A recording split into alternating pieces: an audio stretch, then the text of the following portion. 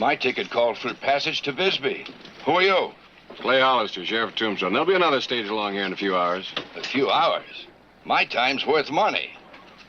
What's the value you put on your life, mister? My life? Yeah. There's been an outlaw raiding the stages on this line. We think this one's going to be next. You think so? Is that He's a killer. Sid? You ride along inside. First sign of trouble, you grab the floorboards, right? Right, Sheriff.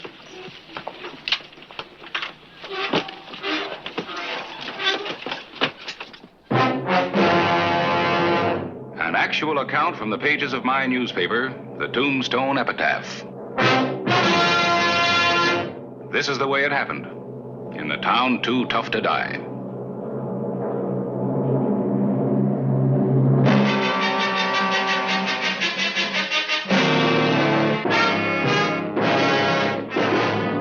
Tombstone Territory.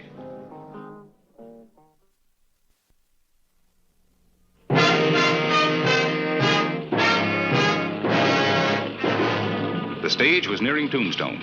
It began to look as if nothing was going to happen.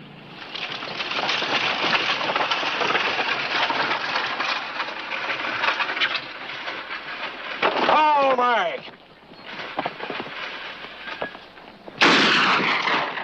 Hold it right where you are!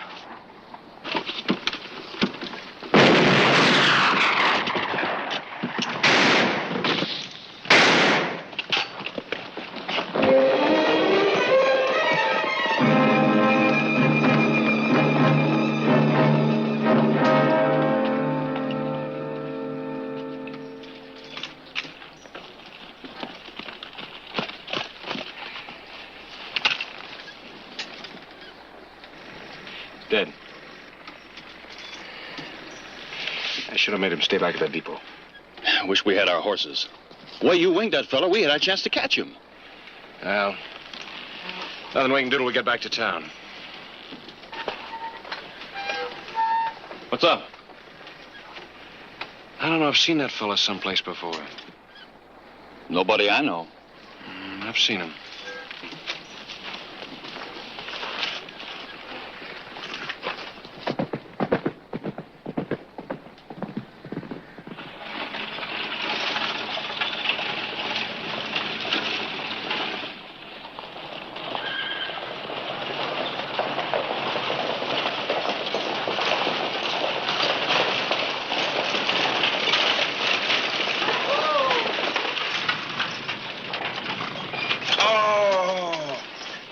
Take care of the driver, Charlie. I gotta ride out again. Is he hurt bad? He's dead. What about the killer? Did he get away? I winged him.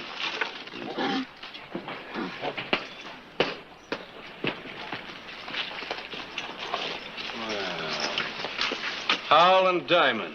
You remember us? Yeah, I remember you. I told you never to come back to Tombstone. Heard you had trouble running into an outlaw. Thought we might help you to run him down. Well, you wouldn't be interested. This one's a killer, not a defenseless Indian. Oh, we ain't going after Injuns no more. Ain't enough reward money in it. Anyway, that was an accident the time we killed the wrong one.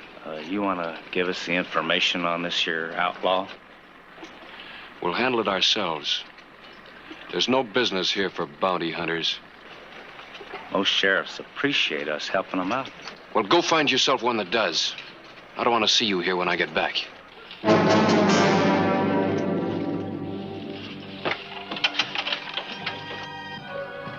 Hollister, third stage killing in a month. When is this outlaw going to be caught? I'm as concerned about this as you are, Mr. Mayor.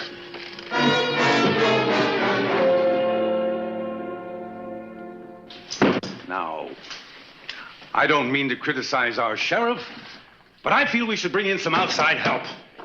Well, this may be a solution to our problem, gentlemen. I just printed these. Reward, $500 in gold coin will be paid by the stage company for the apprehension, dead or alive, of the outlaw murderer of Kim Monroe, Lem Bailey, and Sid Linden. It's a start in the right direction, but he's worth more than $500. Well, that's all the stage line thinks he's worth. Well, we have a civic responsibility to see that it goes higher.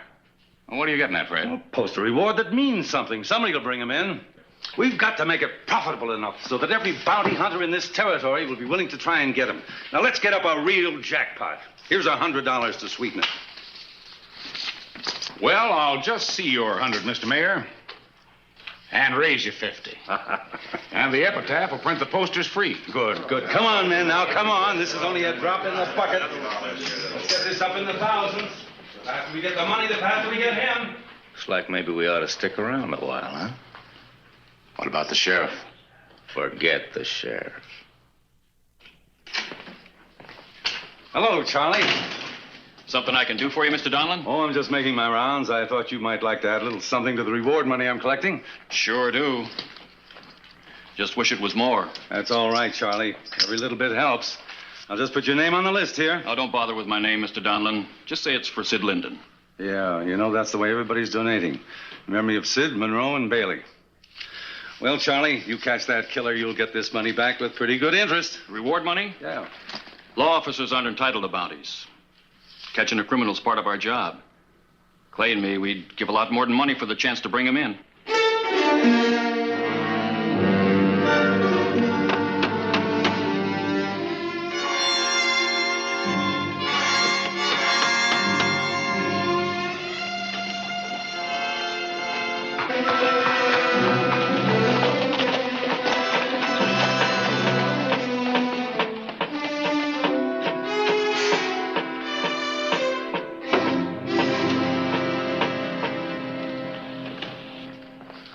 Any luck? No sign of him, Charlie. Well, maybe this will do the trick. Yeah, I saw that outside. Who bumped it up to 5,000? Mayor Donlin started it.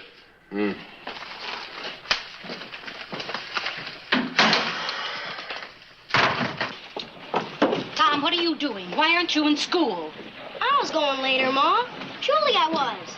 Mr. Clyburn's paying me 2 bits. Said this was a civic job.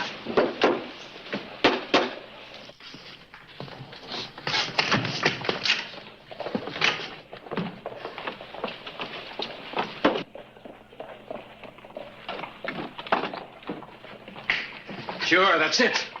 His name's Masters. Frank Masters. Who? The outlaw. Name don't mean anything to me. Thought you were looking at that woman and kid. I was. That's Lucy Masters, Frank's wife. His wife. And the kid? Is Frank's son. I knew I'd seen that killer someplace before. Seeing her just now reminded me of it. Well, why don't we talk to her? Maybe she knows something. No, it won't do any good. She has no interest in Masters. Hasn't seen him in a couple of years. Matter of fact, I understand she even brought up the kid believing his pa was dead. Masters lived here in town? Tried his hand at homesteading. And after his first crop failed, he just ran off. Saddled up and left his wife and kid. Look, Charlie, you might as well have some dinner. I'll go out and walk the town. You guys ever work?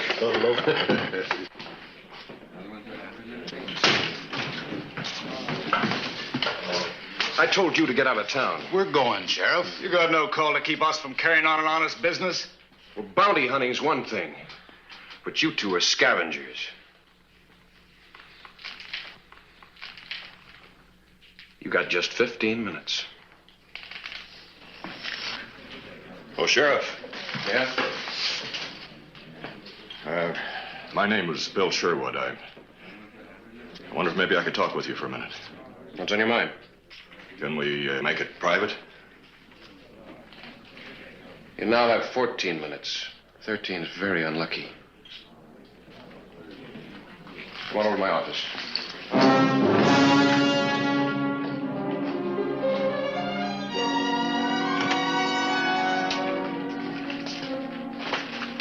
Sit down, Miss Sherwood. All right, shoot.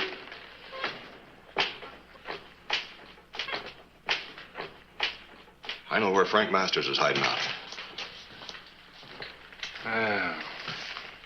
There's nothing like $5,000 to remind a man of his duty, is it, Charlie? No, it ain't nothing like that. That reward belongs to Lucy Masters. Why, Lucy? Oh, I'm just delivering the message for her. She told me where he's hiding. Thought you was through with Frank. I guess she was, Charlie. Until now. Yeah, that's it, on account of the boy. I'll draw you a map. As long as you know where he is, you take me there. You'll see that Lucy gets the reward? When I get him, she'll get the money. Pretty cold-blooded. Woman turning in her husband to collect reward money. Yeah. That 5,000 really got action. You wait right here. There's the sheriff. My horse is over here.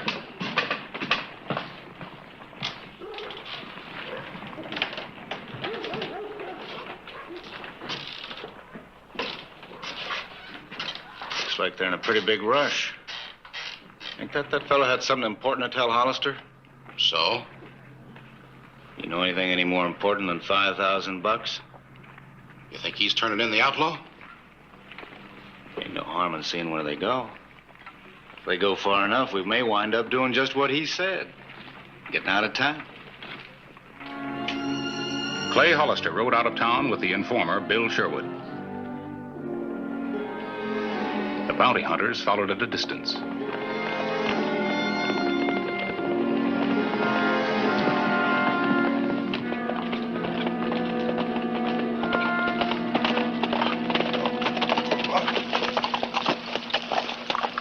See anything back there? Dust? There's no wind. That's riders. You tell anybody else about Masters? No. And they're following us. Well, you're the sheriff. Ain't there something you can do about it? There's no law against following us. What if he's after Masters, too? Have to take him away from me first. Let's shake him.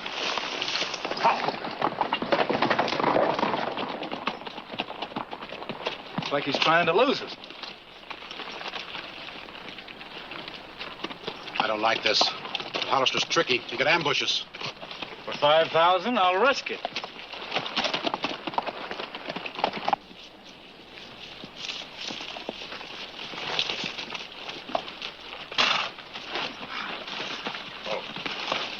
He's in there, through that crack in the rocks.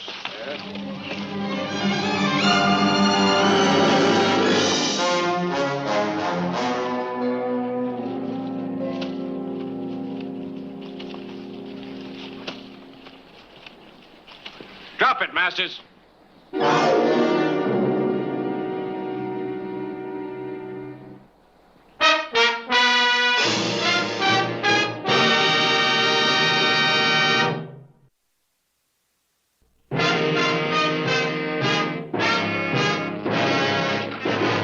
September 21, 1881. The bounty hunters picked up Clay Hollister's trail. The sheriff waited for Masters to regain consciousness. Lie easy, Masters. You're hurt real bad. I didn't know it was you, Sheriff. Sure. Should have saved yourself the trouble. Bandage ain't gonna help what I got. Consumption? Doc said I had about a year, maybe. It was before your lead hit my lung. There's a lot of your lead buried in Boot Hill. Who turned me in? Can't say. Doesn't matter. Always thought I could get enough. Go to San Francisco. Enjoy myself that final year. There's a lot of men had that same idea and left their wives waiting for them. Always figured I'd make a big stake. Send my wife something. 5 tries. All I get out of it is this. And 3 dead men. Think about that sometime, Masters. Come on. I gotta get you back to Tombstone. We're taking another trail back. It's gonna be a rough ride. You can do me a favor, Sheriff. Yeah? Kill me now. Save you trouble and me pain. We'll ride easy.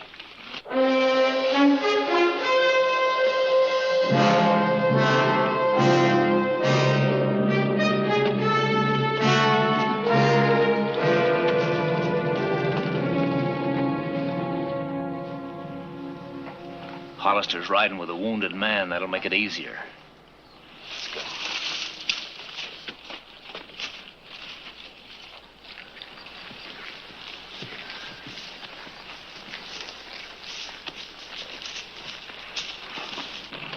Oh.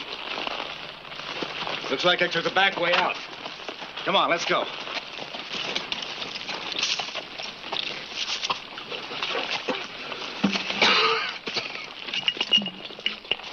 Here you go, Frank.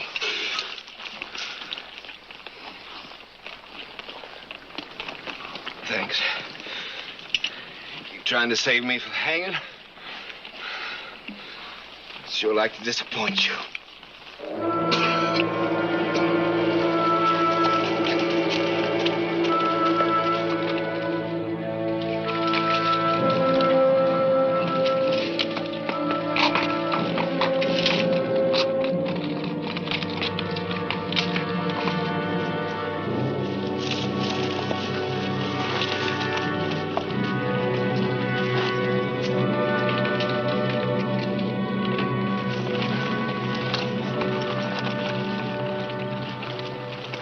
Honest with reputation, let's make sure. Yeah, I guess you're right. It's going slow. There ain't no rush. They ought to hit that divide in about an hour. We can get there sooner than that. Come on.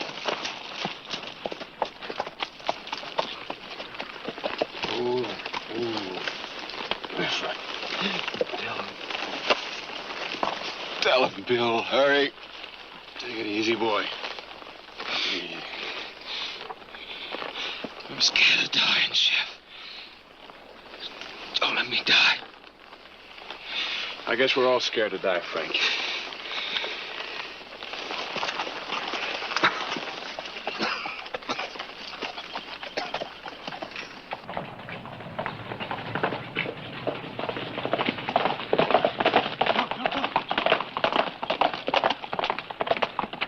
Come on. This way. How do we know he'll take that road instead of the other one? With the wounded man, be sure to take the downhill trail, even if it is longer. Yeah, I guess you're right. We can hide out behind those rocks over there. That way he'll show us his back as he's riding by us. That's the way I like it. Come on.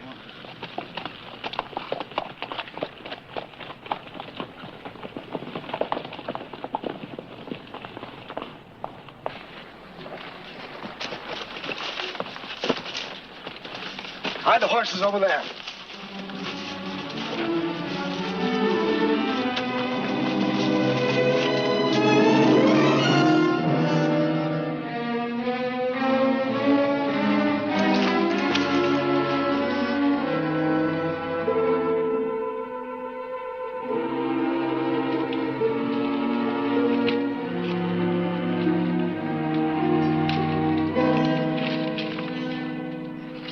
That's them.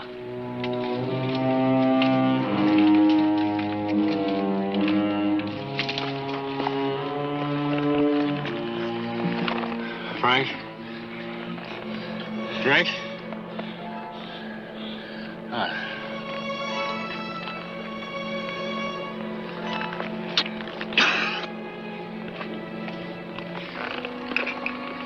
Looks like we make it. What are they saying? I can't make it out. We can take the uphill road from here and be in town that much quicker. Come on.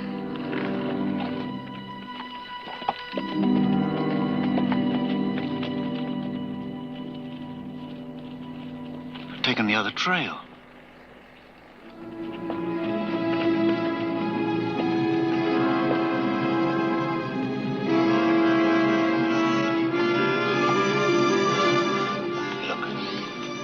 Maybe we can get a shot at him as he ride by up there. Yeah. I'll make sure of the bounty. You get the sheriff.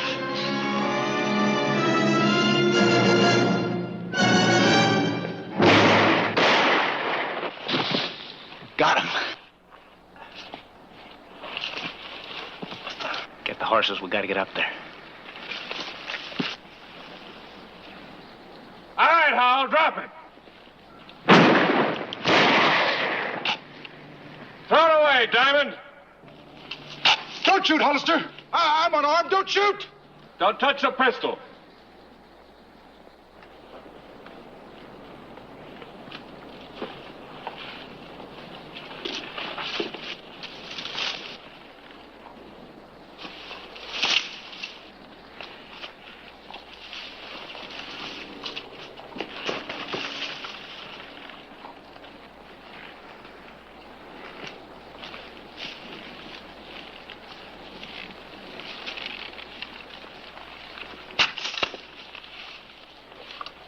All right, come on.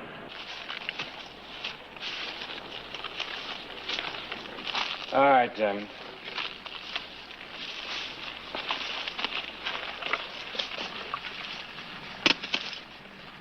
There's another body for you to rope on a horse. Get him.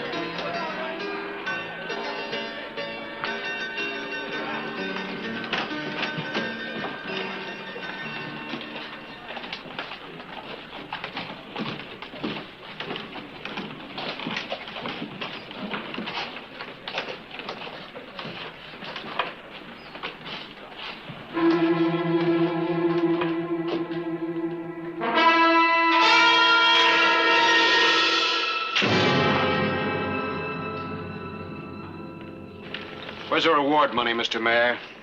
I want to pay off tonight.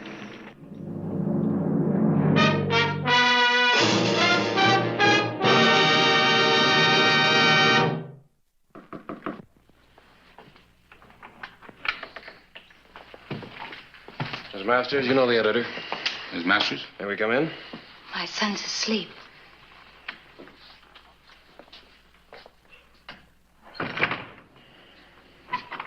It's about Frank, isn't it? We brought him back to town, ma'am. He's dead. That's your reward. My reward? He was right where you said he'd be. Where I said he'd be. I haven't seen or heard from Frank in years. Well, the man you sent took me right to where he was hiding. I didn't send anybody to you. Bill Sherwood. I don't know anybody named Bill Sherwood. Unless it could have been one of those friends of Frank's.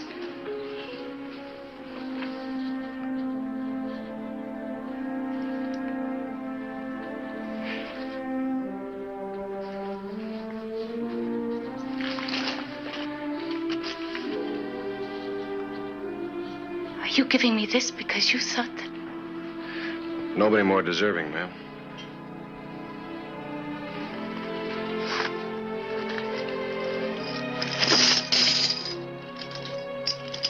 $5,000. Fortune.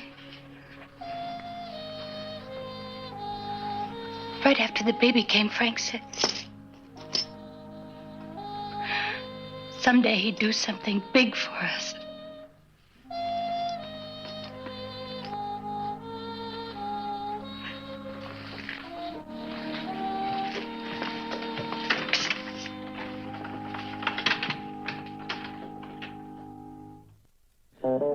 Whistle me up a memory, whistle me back where I wanna be, whistle a tune that'll carry me to Tombstone territory.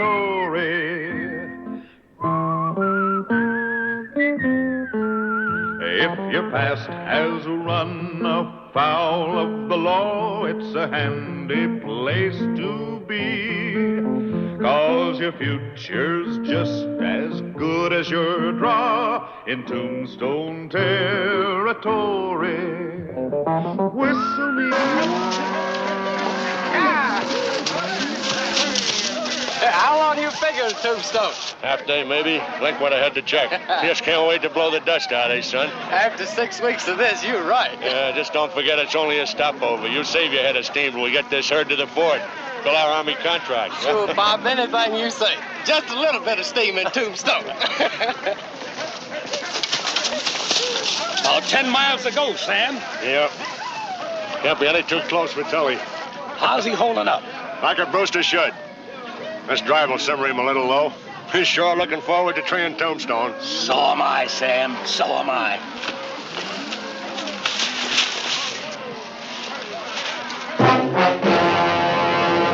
An actual account from the pages of my newspaper, the Tombstone Epitaph. This is the way it happened. In the town too tough to die.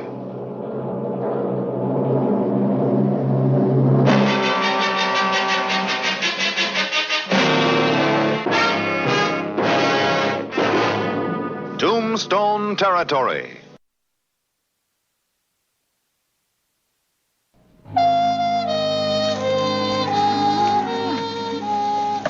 The afternoon of November 1, 1881. Sam Brewster and his trail drivers finally bedded the herd and rode for Tombstone. Come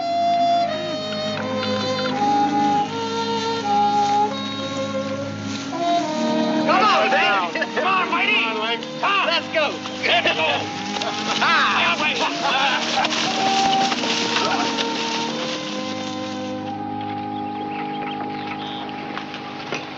I don't relish your job today, Clay. Not with Brewster's crew. Oh, Sam Brewster's been in town before. Charlie and I always manage to keep him in line. There's always a first time. It's too bad there isn't a special street somewhere off in the desert just for cowhands coming in off a long drive. Might save a lot of wear and tear on the town. Yeah, but I don't think the business interests in Tombstone would appreciate it.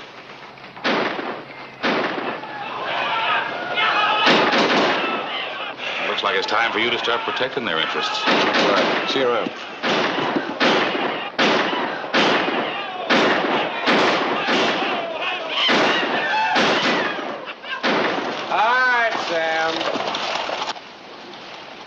Have your boys check the guns. Don't want to get anybody hurt. And the town's yours. Now, boys, let's do what the man says. I don't go naked for nobody. Right out the way you came in. Who ever heard of no guns in a town? You're a new face, mister, so I give it to you straight. When you look like trouble, you check your guns, and you look like trouble. So step down and check your hardware. Check 'em, boys. We're wasting time.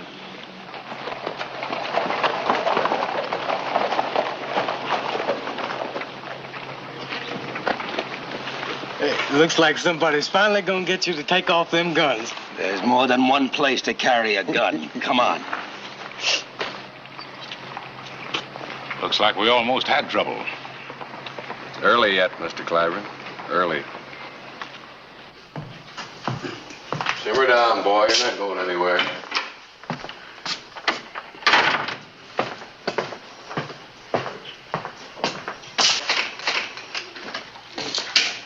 Oh, things quiet, Charlie? Kinda. Just saw Sam Brewster sending 2 wagon loads of supplies out to his camp. He and his boys sure spread cash when they come in. So long as that's all they spread. I figured things were getting too quiet.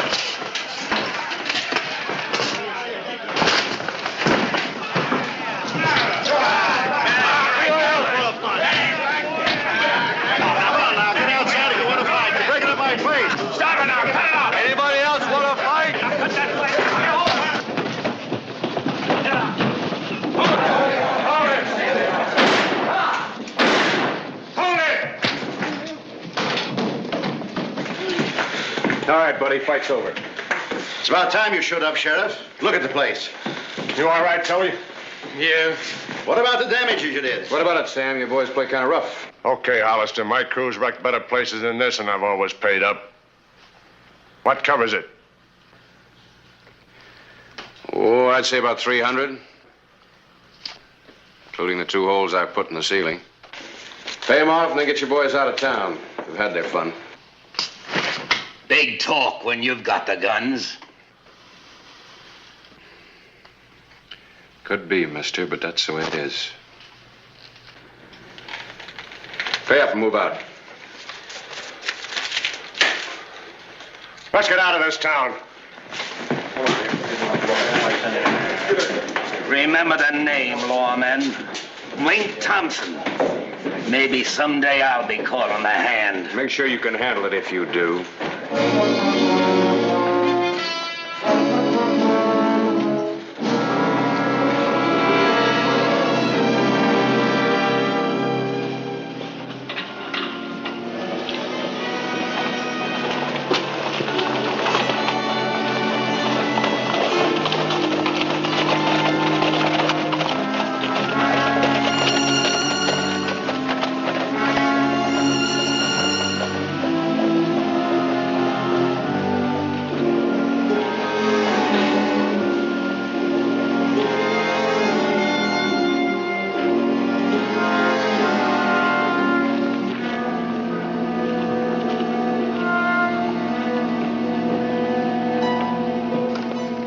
Sure glad to get rid of them.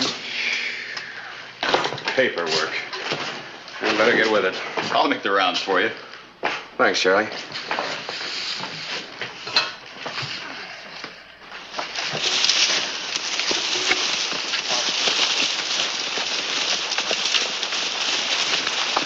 Hey, Lane. Where's Tully? Beats me. I thought he was holding up the rear. I'll go back. Better ride along with you. There might be trouble. No, we're too short-handed as it is. May as well get the herd moving. It's cooling off and get some miles on them. No loss of weight. You're the boss. Tully and I will catch up. I sure would like to run into that sheriff again. I hope we don't run into any Indians. Gotta get these cows to the fort. And then? Tombstone, maybe. No herd to worry about.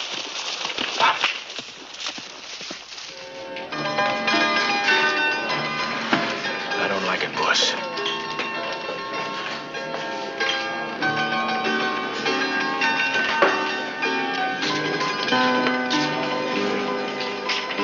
Just sitting there waiting. I don't like it. This money's as good as anybody else's. Sheriff ain't gonna like it either.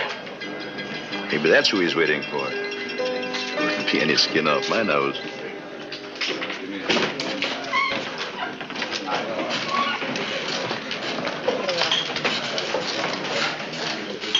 Hey, Otis. Take it easy, Brewster. One fight a night's enough. Not in my book. Not when somebody's holding my hands in the first one. That was an accident, kid. Come on, step up to the bar. I don't drink with a man that's got a yellow streak in him. You don't mean that. You've been celebrating. So now a Texan can't even celebrate a little, huh? I better find Hollister, huh? Yeah. There, maybe you can use that for drinking. Better get out of here, Brewster. Hey, Ted. Yeah, Mr. Radcliffe. Nobody moves. I still got a little unfinished business here. It's finished now, Brewster.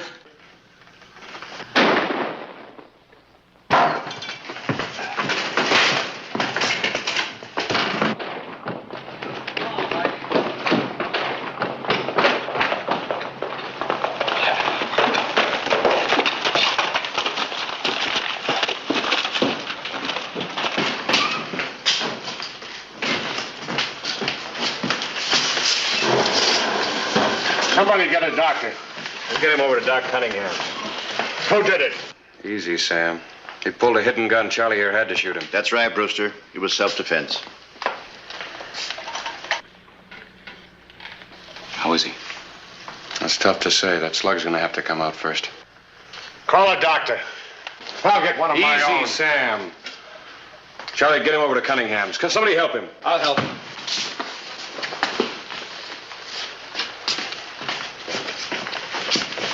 You can't do any good over there, Sam. The doc knows his job.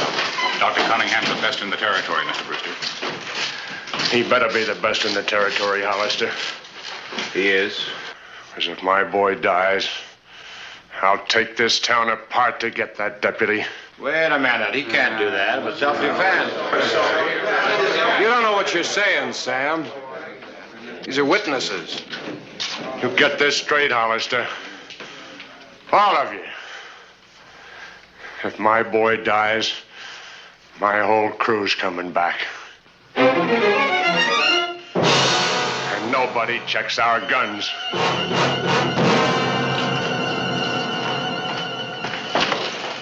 That's a real quick-tempered man. I don't want any trouble out of you, Brocious. Not today. Trouble? Me? Why don't you get back to Galeyville with your own crowd of thugs? Oh, things was getting a little tame up there. Yeah? Well, just stay in line. I have to.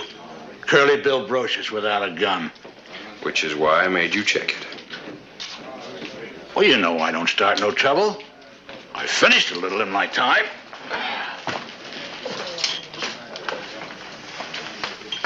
Is Brewster just talking?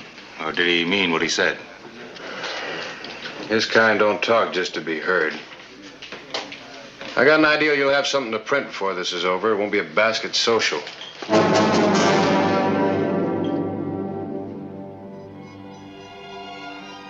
November 2, 1881. Tully Brewster lingered between life and death. Sam Brewster had ridden out of town, but his grim warning stayed behind and remained uppermost in the minds of a crowd that waited outside Dr. Cunningham's office. How's young Brewster? He's dead. Looks as if we're in for it. All of us.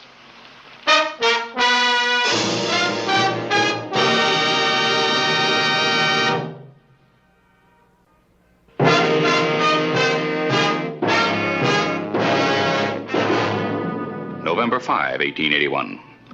A sudden fear gripped Tombstone. The righteous element was doing an about-face.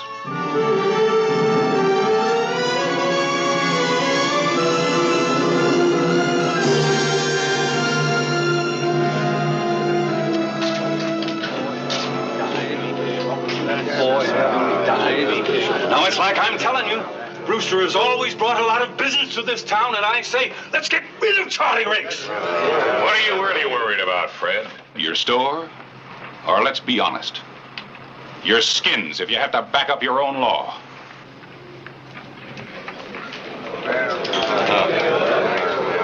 And so that's the way I see it. Why should we stick our noses out to protect the deputy sheriff? What's so funny? Well, I was just thinking how much better you'd like it if Clay Hollister was in that deputy's boots right now. The town's split wide open. Yeah, I know. Well, what do you intend to do? I'll be around. That's all I wanted to know. That's my lead for the paper.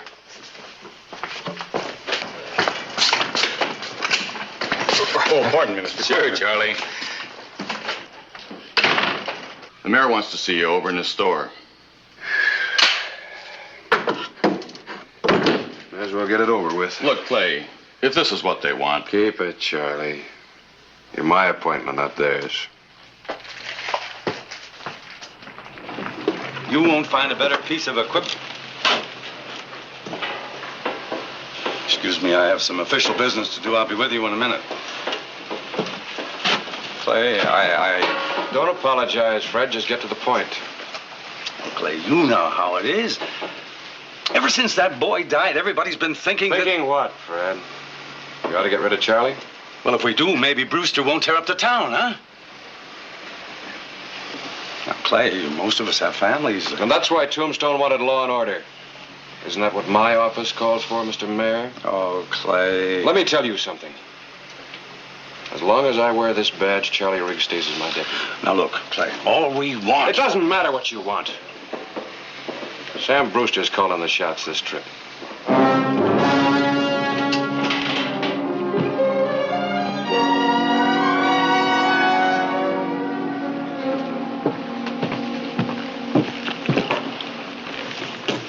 What's on your mind, Radcliffe? A couple of us boys been thinking things over. We want you to get rid of your deputy. Well, I'll say this for you. At least you come right out with it. Let me tell you something. A town that won't fight for itself isn't worth fighting for. Tell us something else, Hollister. If you feel that way, why bother making it your fight at all? Well, you probably wouldn't understand this, Mr. Radcliffe, but I don't run from trouble.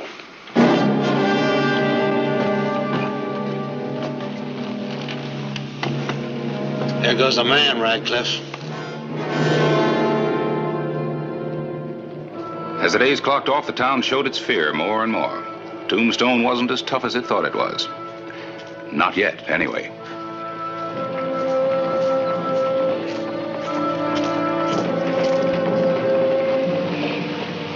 November 16, 1881, saw Link Thompson ride into town to get the word.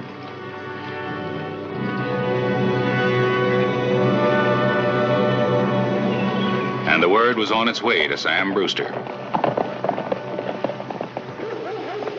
How far behind do you think Brewster is? Couple of days, Charlie. No more.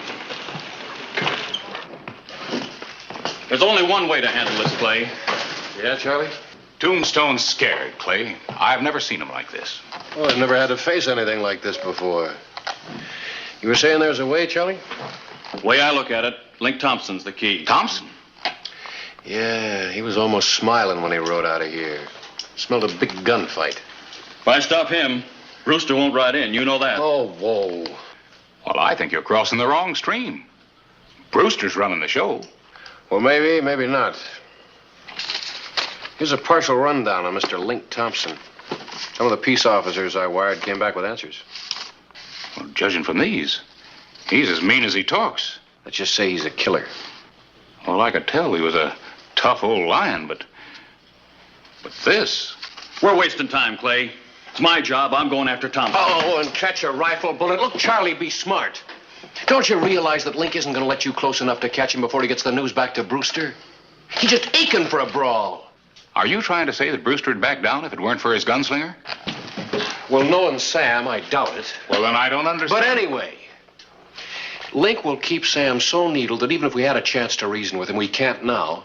Well, then Charlie's right. You should have stopped Thompson from leaving when he rode in. On what grounds? Well, what about these? Well, the only problem with that is they've never been able to prove that it wasn't self-defense. Well, then we're right back where we were. That's right, Harris. To quote you, with a scared town.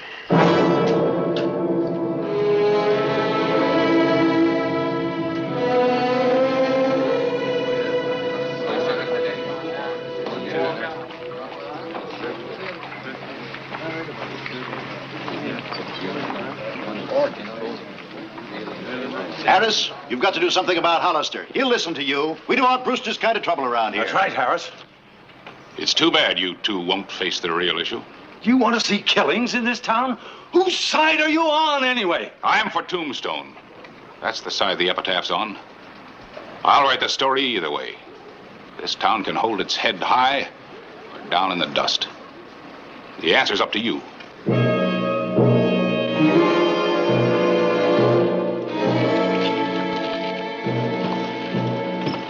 Hollister. I just got word from one of my boys riding through from Galeyville. Sam Brewster's on his way in. Oh? Said he saw him a couple miles behind him, coming in with his men. What's your interest in this, Brosius? Oh, no interest. Just sitting and watching. Having a little trouble running the town, Sheriff? Don't you make any. Guess we'll meet him outside of town. There's no point in having it happen on the streets. I'm with you there. You're staying right here.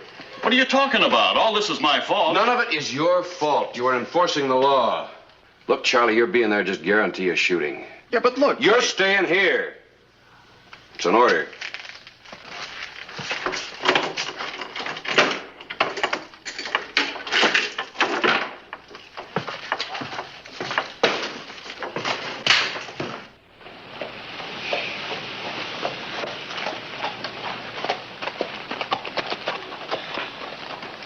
If you'll wait a minute, I'll get a horse. Mr. Clyburn, if you were as good with the rifle as you are with the printing press, it'd be a pleasure, but thanks just the same. Anybody else want to ride along?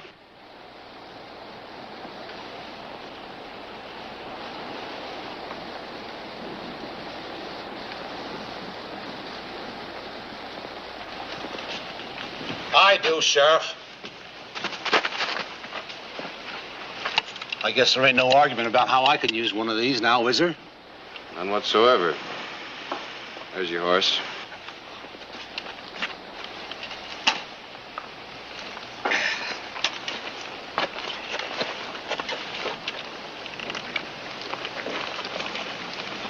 Curly Bill Brocious riding with the law.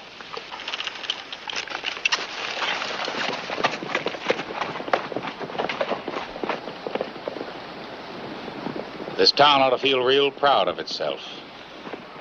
I don't see Charlie riding. I guess the sheriff figures there's no sense asking for a shooting.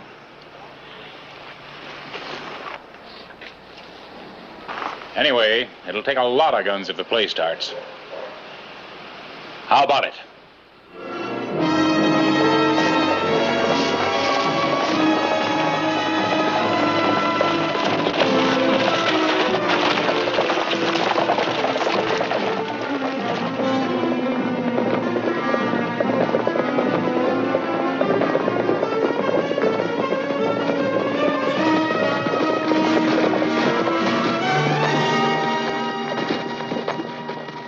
As far as you go, Sam.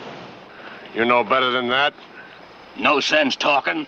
Let's give them what they gave your boy. Deal your own hands, Sam. Nobody has to talk for you. I want that deputy.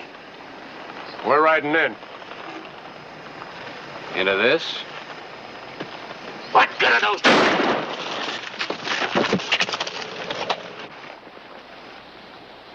All right, boys, we're riding through.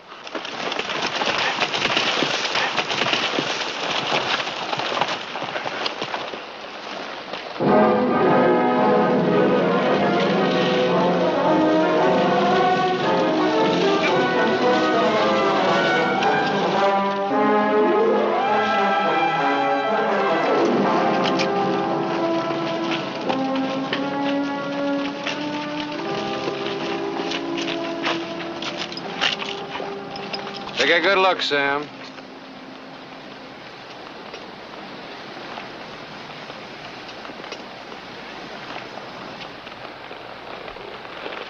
Looks like I forgot one thing, Hollister. You can't fight a town. You called it. Now turn around and ride out. And take that with you. Get him patched up.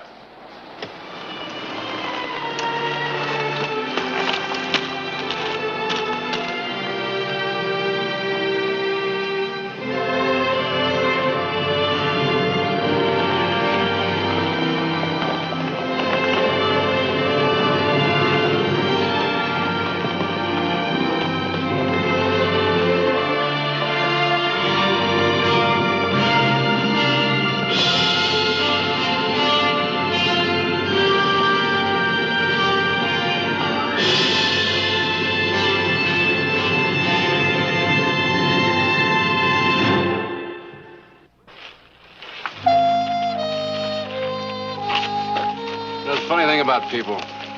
Comes to a showdown, they stick together. Someone once said it much better than we can. What's that? Wars make strange bedfellows.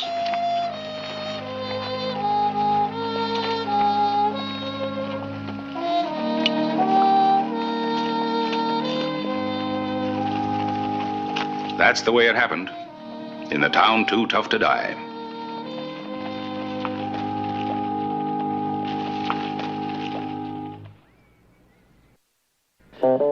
Whistle me up a memory, whistle me back where I wanna be, whistle a tune that'll carry me to Tombstone territory.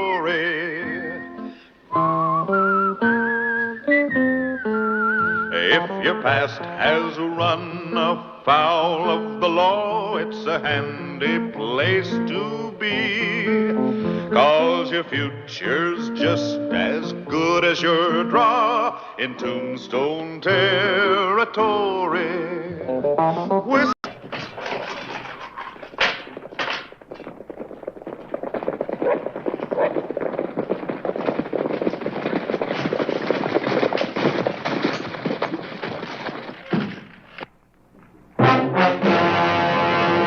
An actual account from the pages of my newspaper, the Tombstone Epitaph.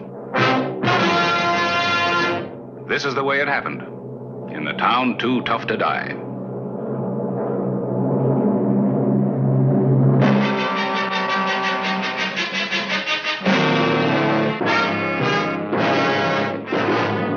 Tombstone territory.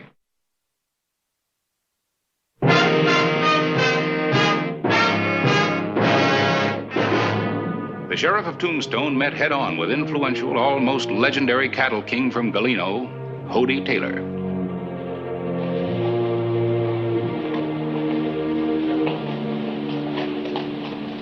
Well, the big man or the big bad? You're not wanted here. Who says? I say. I told you that when you wrecked the town the last time. That's funny. I must not have heard. You hear me now. Don't get down.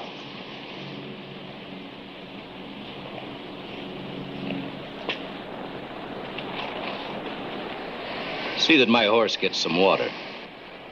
Get back in that saddle. I brought my boys into town for a celebration. Last time you celebrated, 2 citizens were shot and one of them died. That's too bad. Don't try to stop me. You may be next. Get out of town. Hollister, nobody talks to Hody Taylor like that and lives. Get out and stay out. Not Hody Taylor. I'm gonna kill you.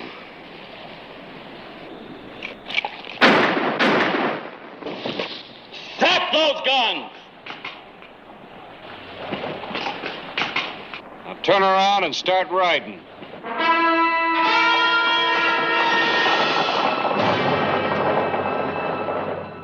Hody Taylor was dead. 2 days later, men from his hometown of Galeno, Arizona, arrived to claim his body. Telegram for you from Tucson. Oh, thank you. County Sheriff's meeting. Don't give me much time. We just had a meeting a few months ago. It looks like they're getting more frequent. You going? Just about have to. I'm taking a special stage coming through from Bisbee. July 22. Clay Hollister left on the stage for Tucson. But there was something about that ride that was unusual. There was no express freight up on top, no mail sacks, and no shotgun messenger for the trip. And no other passengers.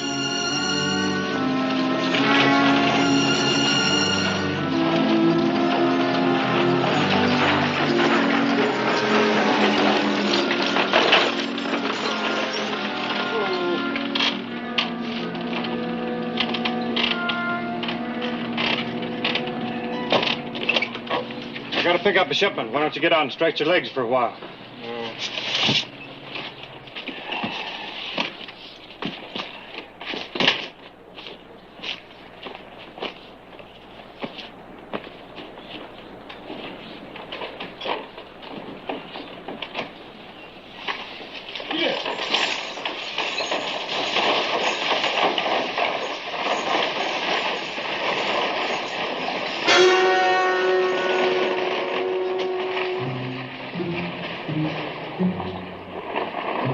Sheriff of Tombstone. Brave man. What's this all about?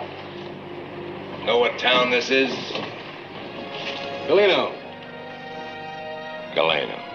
Home of Hody Taylor. The late Hody Taylor.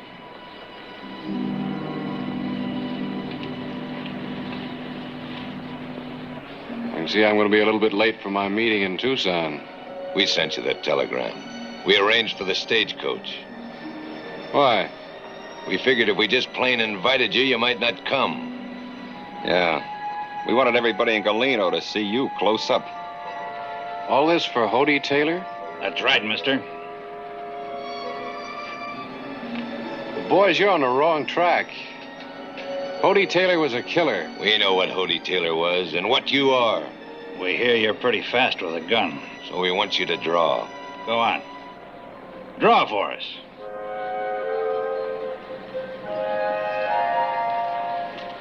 I got no reason to draw. You had no reason to draw on Hody Taylor. He forced it. We know your kind, Hollister. A gunslinger with a badge. Quick trigger sheriff. Shoot first. Ask questions later. Draw. You gonna shoot me down? Draw, because if you don't...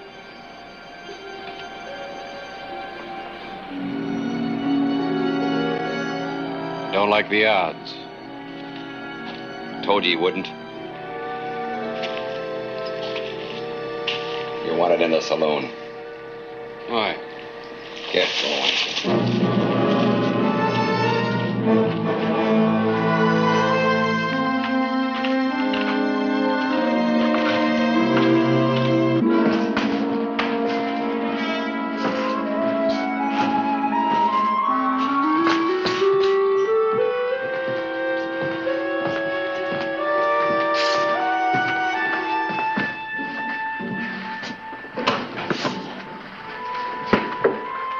Take his guns.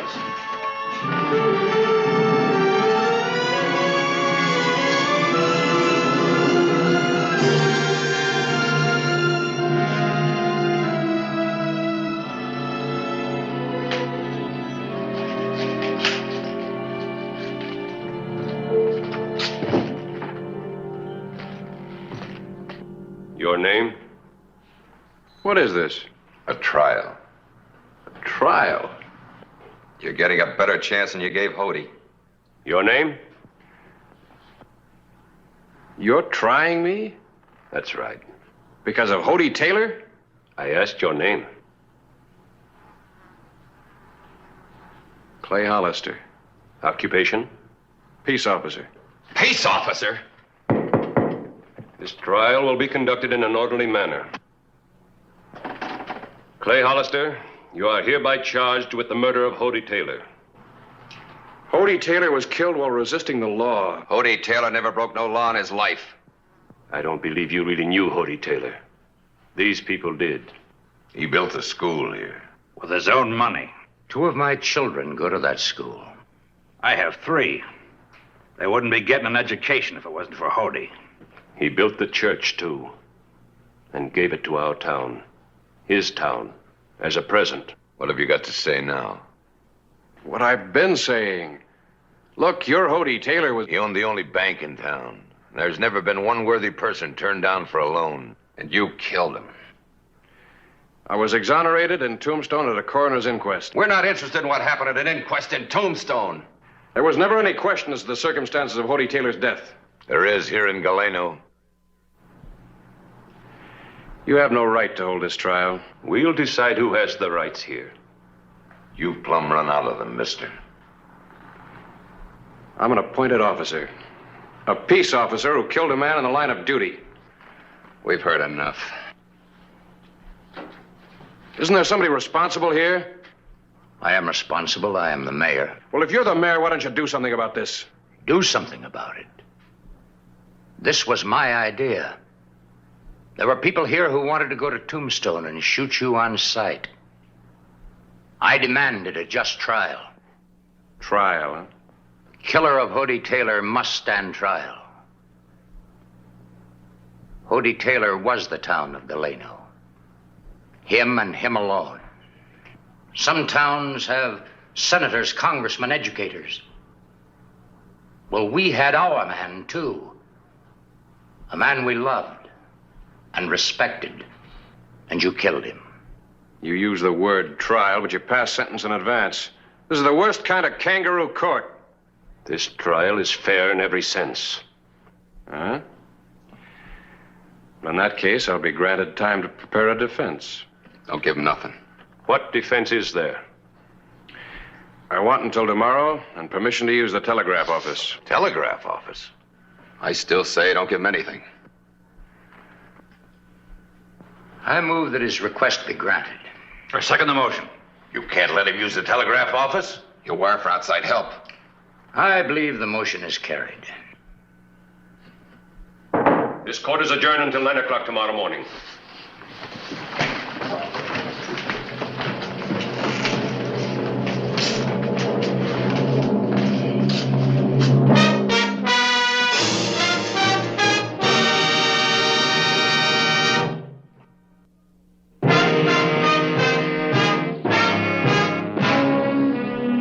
July 22, 1881.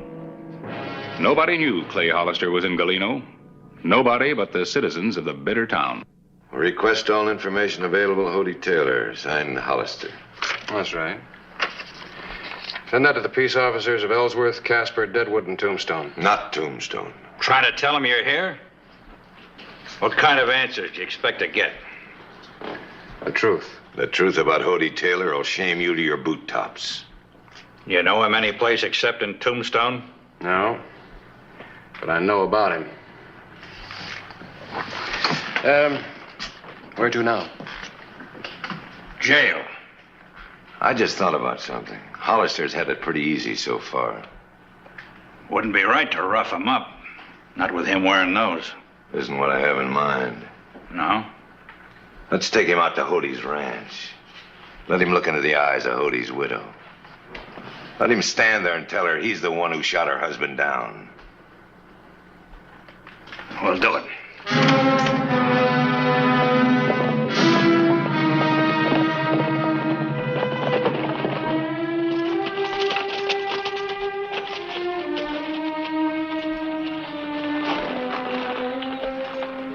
Lived good, didn't he?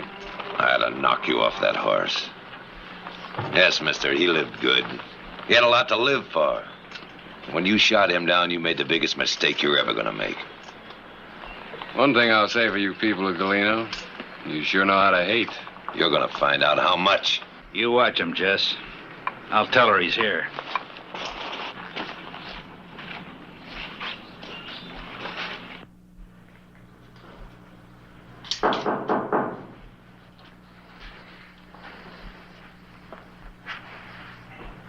Come in.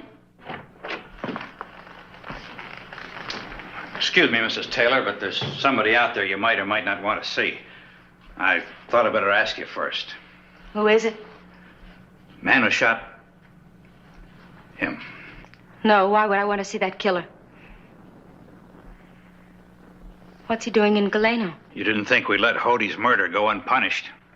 I suppose not. But the man is sheriff of Tombstone, isn't he? We don't care who he is or what he is. We've given him a day to make a defense. First thing tomorrow morning, there'll be a trial. Everything legal. What you mean is that you're going to hang him legally. Yes, ma'am. Tribute to your husband. I've changed my mind. I'll see him.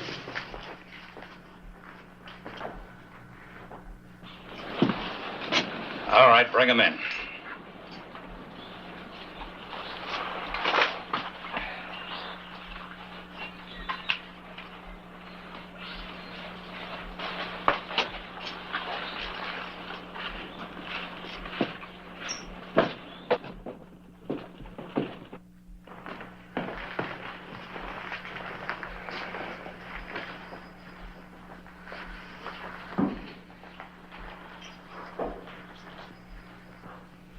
Ain't you got something to say?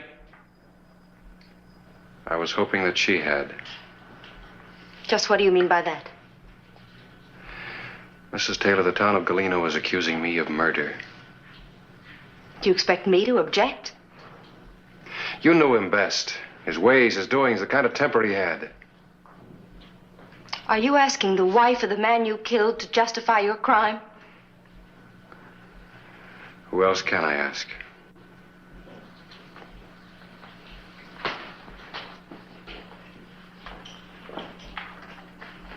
I've loved one man, and only one. This is his house. The things you see are his. Treasures, mementos, trophies. Mrs. Taylor, Don't talk. Your gun has taken all this from me. These things, and him, forever. Even the town that was his.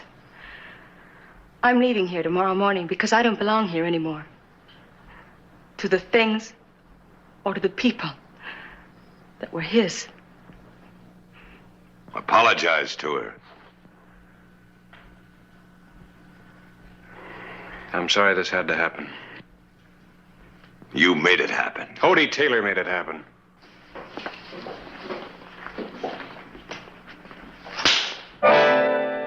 Get him out of here. You got a nerve thinking she'd help you?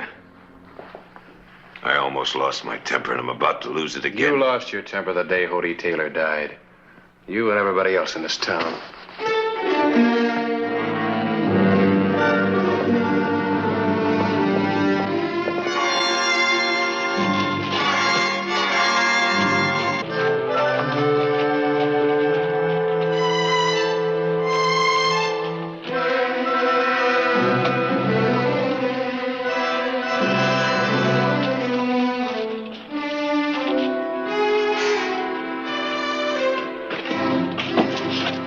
Take the cuffs off of him. You won't need him in there.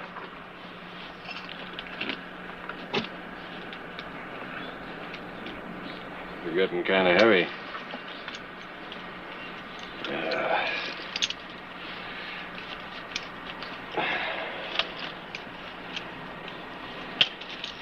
We'll open his cell. You stay here.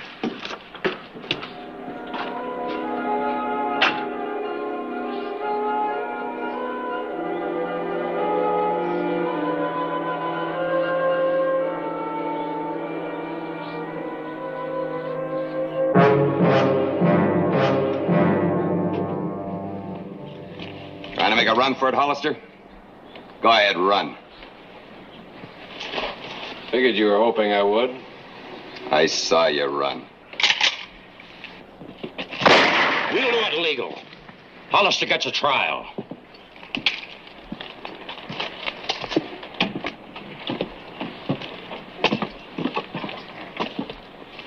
You should have run for it. You'd have been quicker.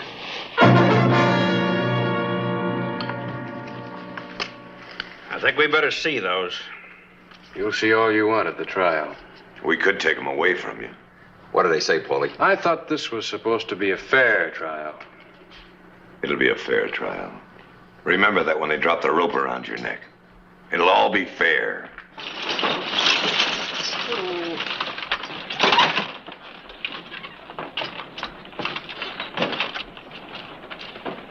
Good morning, Mrs. Taylor.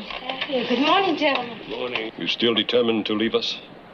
It's not my town anymore. I never thought I'd see you leave Galeno, Mrs. Taylor. I never thought I'd leave it either. Thank you for driving me in, Ed. You're welcome, ma'am.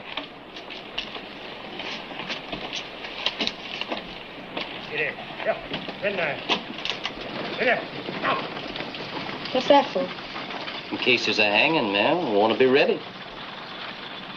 Now, don't let it upset you, Mrs. Taylor. When will the trial be over?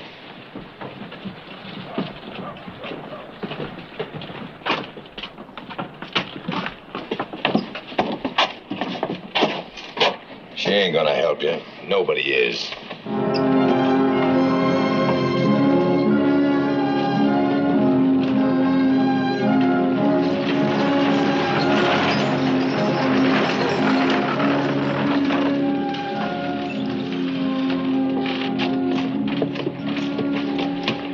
Write to us from California.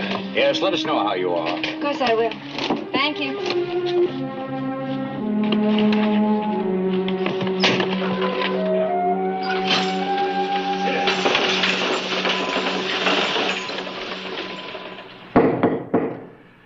This trial is now continuing, and there will be no more delays, no matter what the reasons are.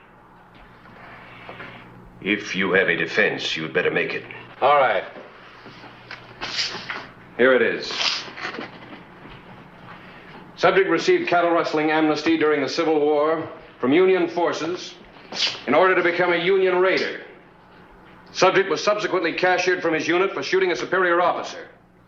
Subject wanted for murder in Ellsworth, Kansas. Subject wanted for holdup and killings, Deadwood, South Dakota. Subject wanted for more killings, southeastern Wyoming. Subject eluded capture, whereabouts unknown. Any other evidence? Or are you through now? Well, isn't that enough? No, it ain't enough. Well, all right. Yes, there is more evidence. There it is. Read it. Read it for yourselves. It's all there. Names, dates, places. It ain't enough because we don't believe it. The men that sent him are just trying to protect another killer hiding behind a badge. Hody Taylor wasn't any of those things. They're all lies. Lies. I say let's hang him. Hold it! I'm going to take a couple of you with me, and I know just which one. I had to come back. I want to know what his defense is. It doesn't matter, Mrs. Taylor. It was all lies. Was it?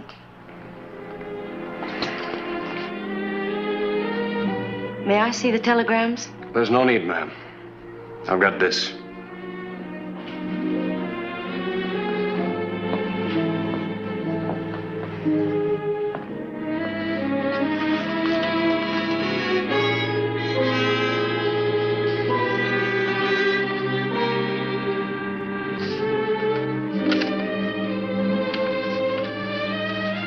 Hody Taylor was your hero, what do you think he was to me? I loved him far more, I'm sure, than any of you. But there's been enough bloodshed. These telegrams told of his lust for power, his greed, his crushing people to amass a fortune,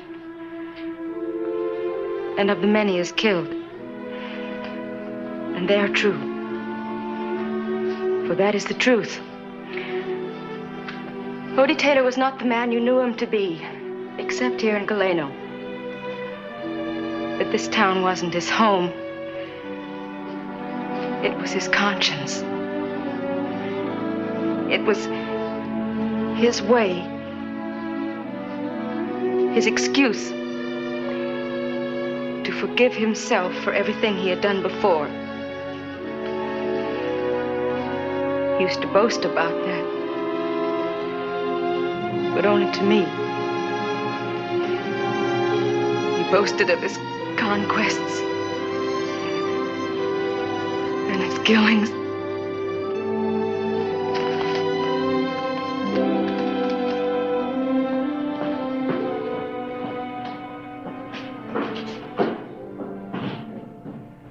I move that this man, Clay Hollister, be acquitted. Mr. Caulfield?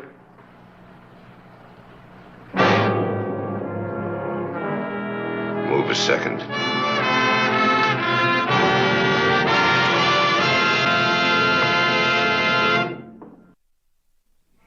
Miss Taylor, I hope you like California.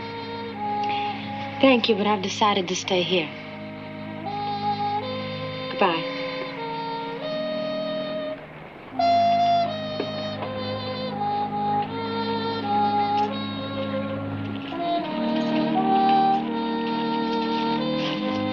I'll see that the horse is returned. Anytime.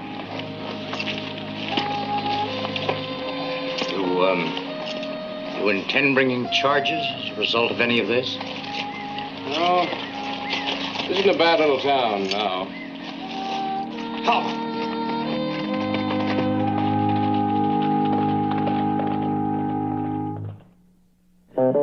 Whistle me up a memory, whistle me back where I wanna be, whistle a tune that'll carry me to Tombstone territory.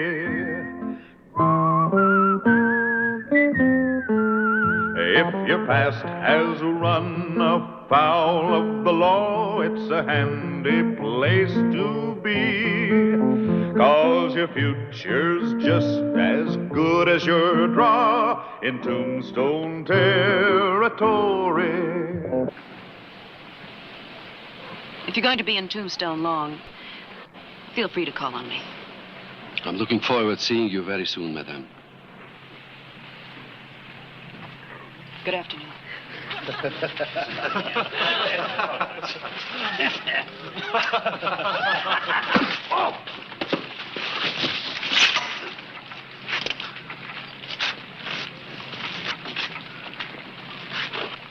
What's going on, mister?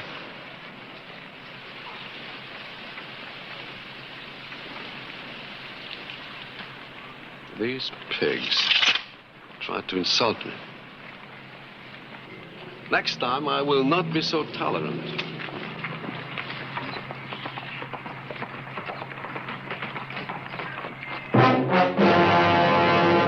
An actual account from the pages of my newspaper, the Tombstone Epitaph. This is the way it happened in the town too tough to die.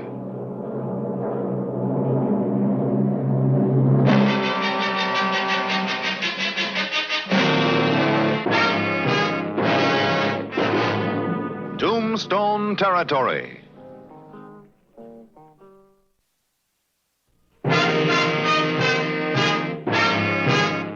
DeMarney might be a stranger to Tombstone, but he certainly wasn't any stranger to the gambling tables. I had the feeling I'd heard the name before somewhere. Heard it or read it. Play these. 2 and make them good ones. I'll take 1. Your bet. 50 blues. I call. Straight flush.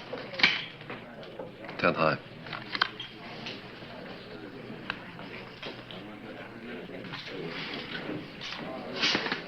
Cheating. You are not a gracious loser. You're not only a cheat, you're a craw-bellied coward. Don't let your temper bury you, my friend.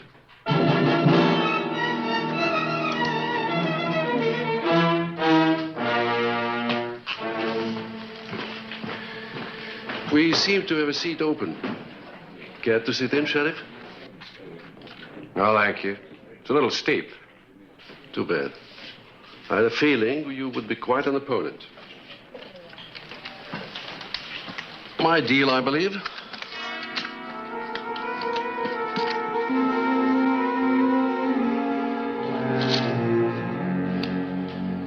I've looked through every wanted bulletin in the file. There's just nothing on him. I didn't think there would be. He's not the ordinary kind found in the wanted circulars. Sure are serious about this campaign, Harris. We've got to do something about this town before it's taken over by gamblers and fortune hunters and gunslingers. Yeah, I know, but Des Moines has to step out of line before the law does anything. This isn't just Des Moines. It's that whole element. Tombstone's sitting on a hill of silver. So every card sharp and killer has to come here. Well, the epitaph plans to make it tough on them. I'll back you, Clay. Wish they'd answer from St. Louis. St. Louis? Yeah, Des Moines had tags on his baggage. Hotel Danton, St. Louis. I wired Johnson to the dispatch. He'll let me know if they've got anything on him. You sure do seem positive about this Des Moines. Yeah. Call it intuition if you like. I just know he's up to no good. When he isn't gambling, he's playing the dashing Continental to Carol Thayer and her Soledad mine. Yeah.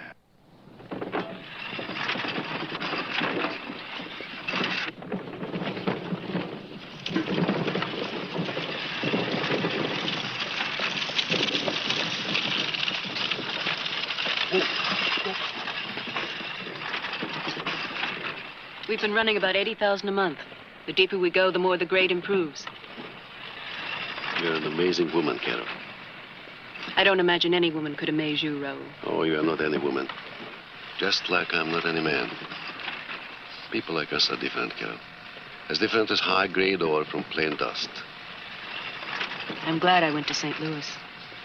If I had been your husband, I would name this after you. Silver meant more to him than I did. It finally killed him. He wouldn't wait for the engineers to supervise a shoring in the lower level. He did it himself with a crew of Indians. It collapsed on him. That was 2 years ago. You have been alone since then. You're not made for loneliness. You're a woman who should be surrounded with love and gaiety. I make no pretenses to you. All I can offer to you is my name and my love. If I could, I would lay the whole world at your feet. Paris, Vienna, whole Europe. A world of culture that would appreciate you for the lovely being that you are. I would make you forget this burned-out, arid country and people. I must go home, Raoul.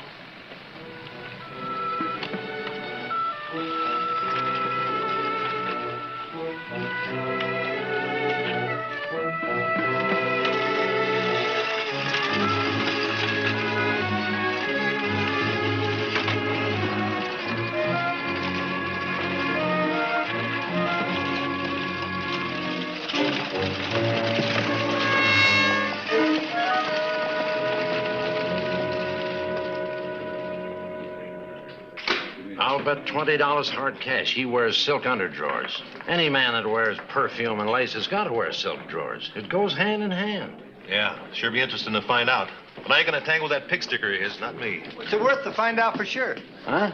I seen Fancy Pants ride out of here a couple hours ago toward the Thayer's place.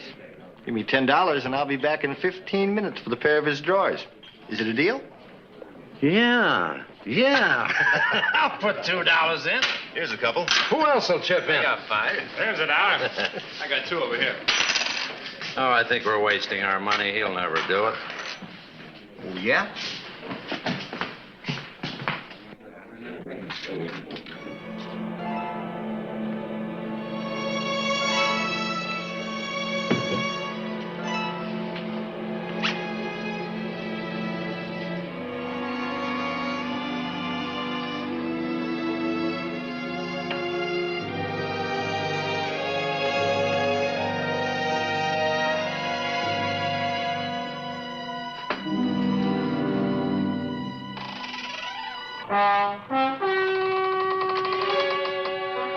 Thief, stop!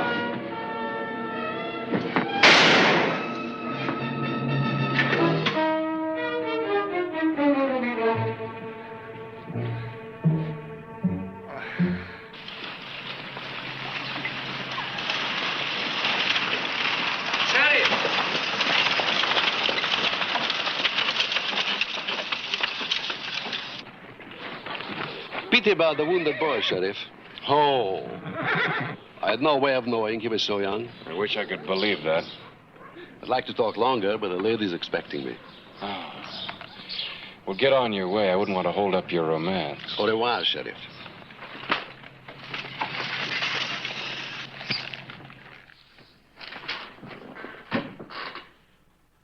Duarte, well known to gambling establishments, St. Louis and New Orleans. Notorious duelist known to have killed 4 men in pistol duels.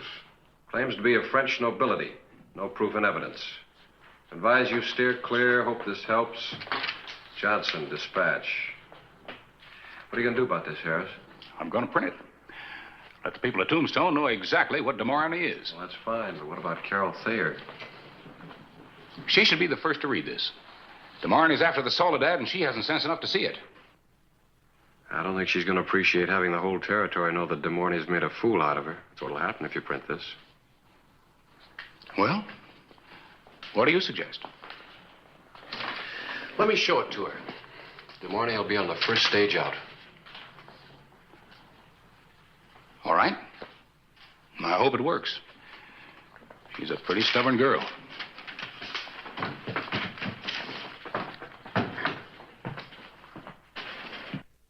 I'm sorry you had to hear it from me, but it's better that way than reading it in the paper. How dare you? A man couldn't love me for myself. Is that what you're trying to tell me? Listen, Carol. You listen. You think I'm one of your dried-up tombstone drabs? Look at me. I'm a woman, a very pretty woman.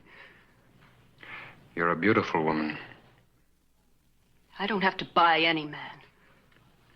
I didn't say that. I know all about Raoul. The men he's killed and the things he's had to stoop to because of people like you. How many men have you killed, Sheriff? And since when is gambling a crime?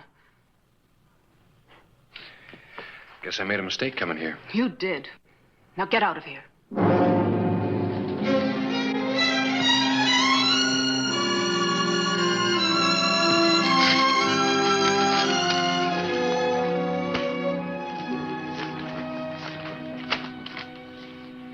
St. Louis reports on DeMorney. The fair city of Tombstone is unwilling to host to one Raoul DeMorney. Now maybe he won't find the picking so easy in Tombstone.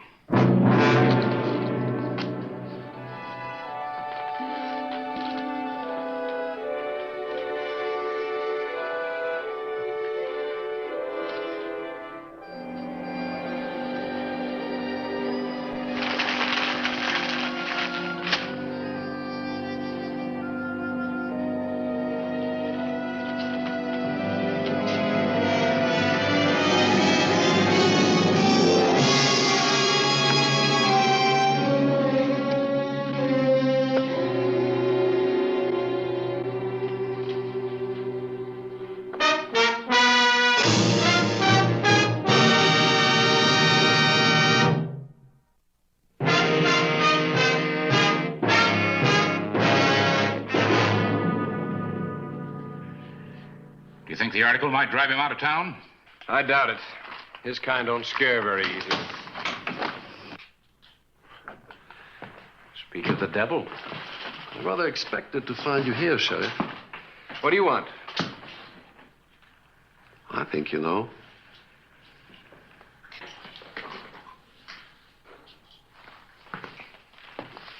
Do you consider yourself a gentleman, Mr. Clyburn? What are you getting at, De Mornay? I think I know what he means, Clay. Yes, I consider myself a gentleman. Oh, that pleases me. Accept my insult. No, Clay. You have my challenge, sir. You don't have to do this, Harris. It is a matter of honor. I accept. With great pleasure. Unfortunately, I will have to act as my own second. Due to the shortage of gentlemen in Tombstone. I assume the sheriff will act for you, sir. What are you after? Another murder? Murder? No murder. There's no law against dueling in Arizona. Dueling is a part of culture. Man against man with equal weapons. With a distinct advantage to a killer trained in the use of a dueling pistol. An art, a refinement, a sophistication foreign to you people. Foreign to the 4 men you killed? I should know better than to expect you to know the niceties of gentlemen in combat. Your kind is better suited to brawling with your fists. Or shooting behind protection of wagon wheels. You all through now? Mm-hmm. Maybe you'd like to slap my face with your little gloves. I shall be glad to oblige you after I dispose of Mr. Clyburn. You're pretty sure of yourself. Positive. If you will act as Mr. Clyburn's second, I will make arrangements now. As a challenge party, I choose pistols at 10 paces. Perhaps you can suggest a location and time. Tomorrow morning at 6 o'clock, San Pedro Wash. Excellent. Good night, gentlemen.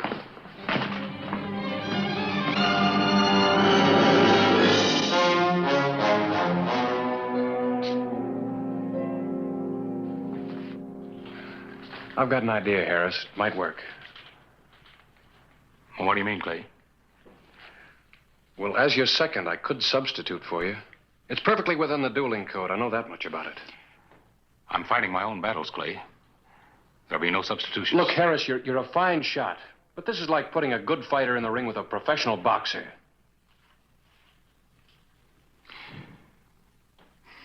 I can't let any man put me in the position to be called a coward. You're no coward. Thanks.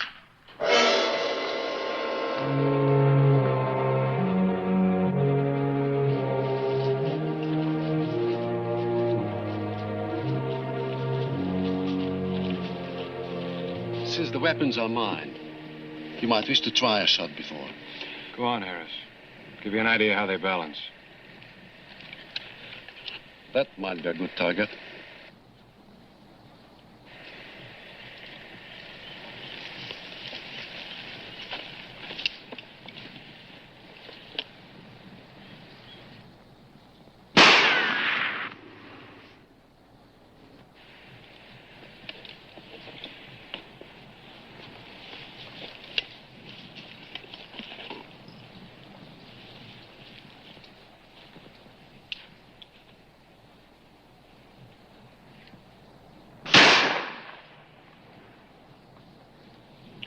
If you are kind enough to reload, we can get on with this business. It is not too late. I'm willing to forget the whole matter if you print a public retraction and apology. I challenged you, De Mornay. There'll be no retractions or apologies. As you wish.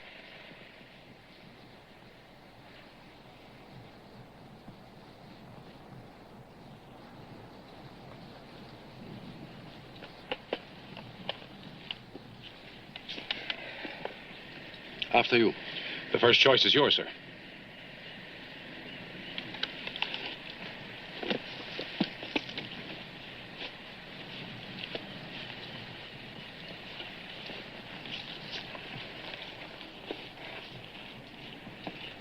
At the word march, you'll each take 5 paces to my count.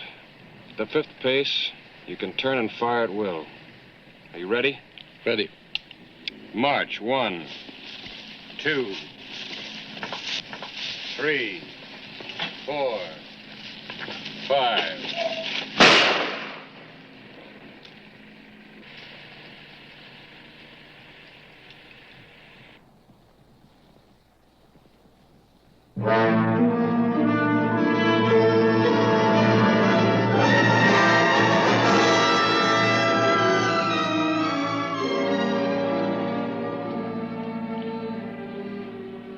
not ready to shoot. Perhaps tomorrow or another day. I'll let you know. What are you trying, DeMorney? Very simple. Mr. Clyburn owes me to return a fire. I have the right to collect any time I choose. It's part of Code Duello. He's right, Clay. He's got to call on me whenever he wants it. Let's see that you remember that.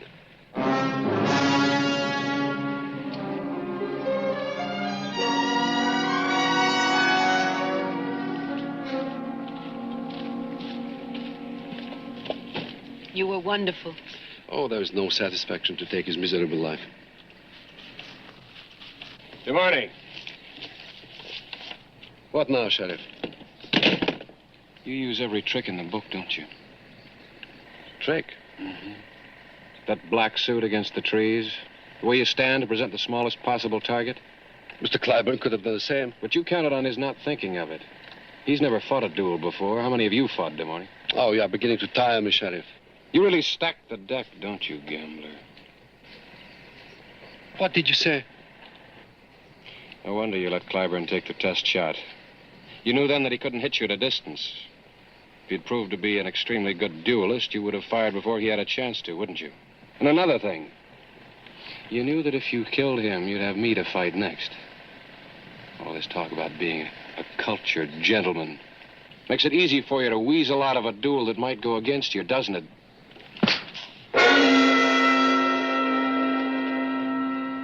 Thought you'd never get around to that. Are you a gentleman? At your service, monsieur.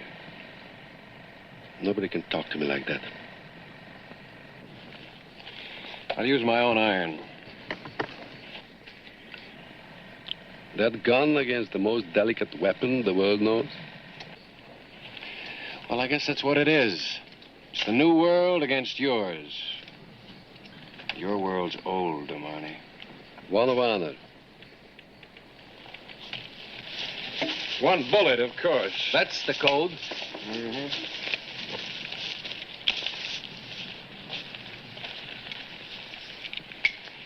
All right.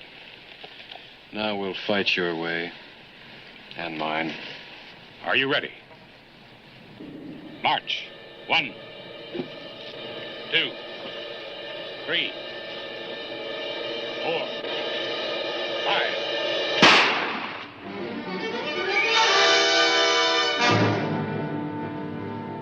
Something you didn't figure on, DeMorney.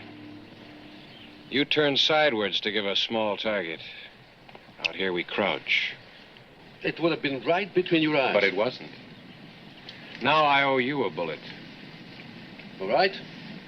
What are you waiting for? Get it over with. No. Don't you worry, my dear. He hasn't got the stomach for it. You're right, DeMorney. I can't shoot a man in cold blood. Either you knew that or you got more courage than I gave you credit for. I don't imagine you'll ever know, Sheriff.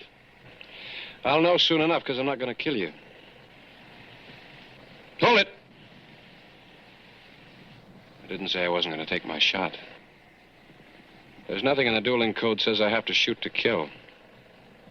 Now, do you know what I'm getting at? I don't know what you mean. Well, you're quite a card player in addition to being an excellent pistol shot. So I've got a proposition for you. Go on. First of all, forget that you owe the editor a bullet. Secondly, get out of Tombstone today. Or I put a bullet through your right wrist. I don't understand you. Without your right hand, you're as good as dead, DeMorney. No more duels, no more cheating at cards. You might even have to work. You're an uncivilized savage. To your way of thinking, maybe we are uncivilized. But this is a new country out here, and we got new rules. Take my advice. Get used to them or get out. You got 10 seconds to make up your mind.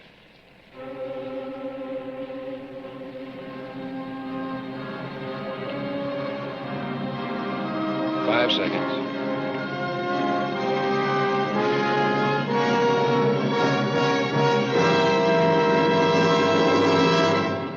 Time's up, DeMorney. I accept your terms.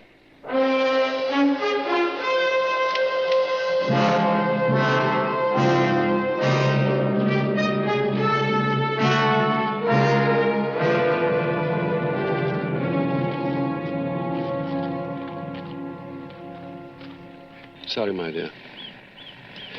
I'm afraid in my own selfish way I have grown to love you. I'll go with you. Nobody can stop me. I guess I'll never understand women. Does anybody?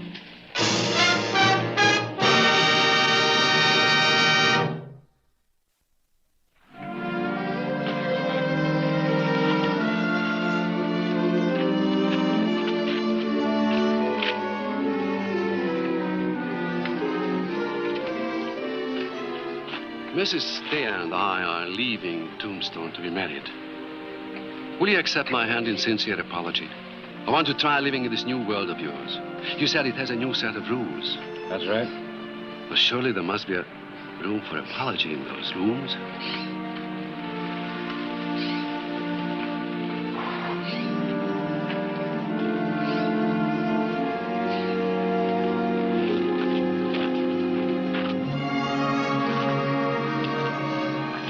Ready?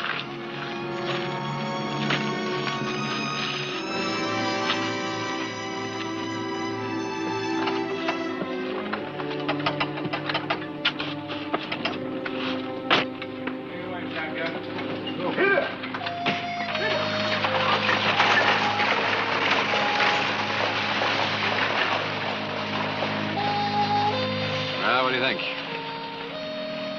Understanding comes hard sometimes. But it's worth it in the end.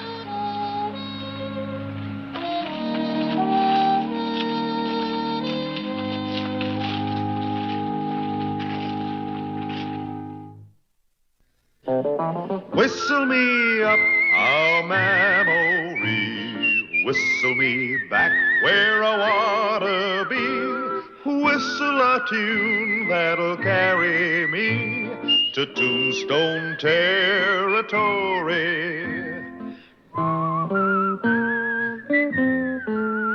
If your past has run afoul of the law, it's a handy place to be. 'Cause your future's just as good as your draw in Tombstone territory. The express agent in Pantano. Where's your buddy Ellis? Well, you stand fast, Hollister.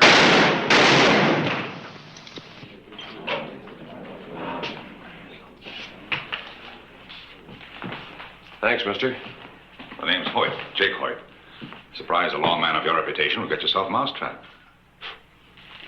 Get going.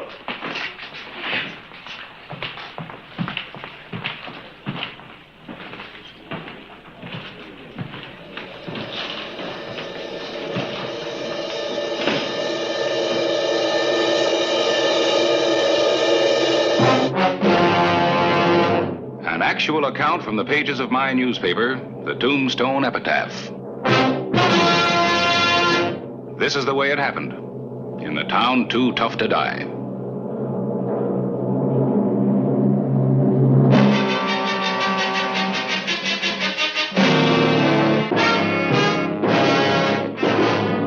Tombstone territory.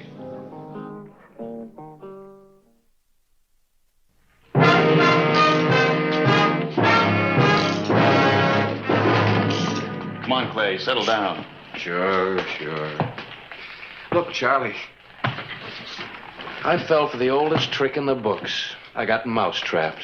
Well, you weren't the first one. Wild Bill Hickok got careless, too, and look what happened to him. Yeah, shot in the back. Lucky that fellow Hoyt was there to get Ellis for you. You don't live very long being just lucky, Charlie. Yeah, I guess you owe your life to him. Yeah. You know, I don't know this fellow Hoyt. I guess I ought to be grateful to him. I don't think he's going to let me forget this. I want to get some dinner. Yeah.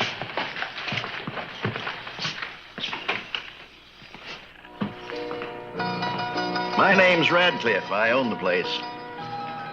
Oh, I think you heard mine. You're mighty handy with that. Your cub lawman got himself all jammed up. Somebody had to do something. Had some experience as a peace officer? The Dakotas, Wyoming. Would you mind telling me why you came to Tombstone? My specialty's taming tough towns. I want the sheriff's job. Suppose you were the sheriff here. How would you have handled that business? Why, to gun those 2 killers right away. Been ready for the 3rd. Save the county the expense of a trial. Other guns around here think twice before tangling with me. Well, the word would get around. Well, if a lawman wants to enforce the peace, he's got to prove he's tougher than the town. How do you feel about working along with other city officials? No lawman can lone wolf it. We think alike, Hoyt. I happen to be one of the county commissioners, and I'm concerned about crime in this town. You need a man who can do a real job for you. People do say I guarantee results. I believe you would make a good sheriff. I'll take the matter up with the other commissioners. We do think alike. Oh, Hoyt. I feel it's only fair to tell you that we may have trouble from Harris Claiborne, the editor of the Epitaph. He's a solid Hollister man. Well, Mr. Radcliffe. Yes? Why not give the editor the story of how I saved Hollister's life? Might start him thinking. You'll be sheriff.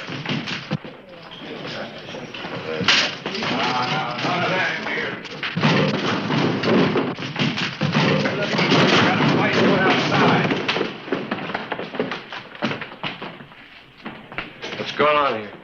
Nothing's going on now. Hoyt just took care of it.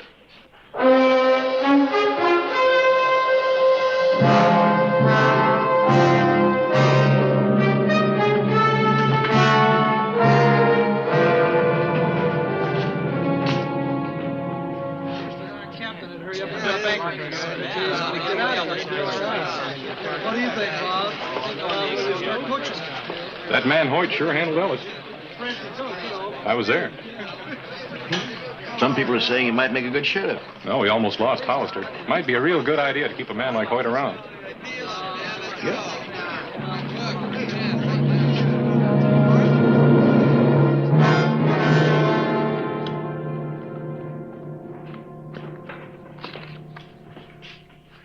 Good morning, Radcliffe. There's a good story on Jake Hoyt. There's a fine job of reporting. Well, thank you, Homer. More people would back up the law like Hoyt did, we might have less crime in Tombstone. I'm glad to hear that, Harris. It makes what I have to say a lot easier. No? I want to talk to you about our law enforcement problem. Well, go on. Well, Hollister's not measuring up. You're dead wrong, Radcliffe. If Hollister hadn't had to twist your tail a couple of times, you wouldn't be so prejudiced. I think he's doing a fine job against big odds. There's nothing personal in my feeling. Why, I think Hollister would make a first-rate deputy under a man like Jake Hoyt. A deputy? I spoke to Hoyt, and he's interested. Well, you had no right to do that. Not without consulting the other commissioners. I'm a lawyer. Don't talk to me about my rights. If I want to speak up against Hollister... If you have any complaints against me, Mr. Radcliffe, bring them here. All right, I will. 3 weeks ago, a stage was attacked and the driver was killed. Everybody figures a man named Al Coakley did it, and you haven't arrested him. Al Coakley can't be found. I got bulletins out for him. Jake Hoyt would have had him behind bars the day it happened.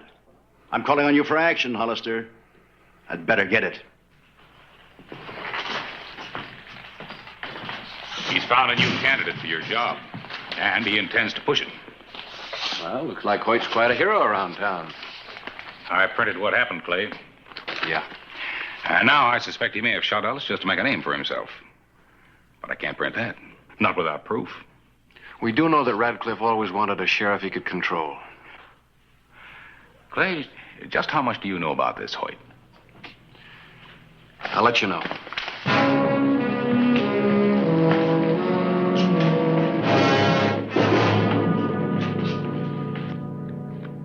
Sorry, gents.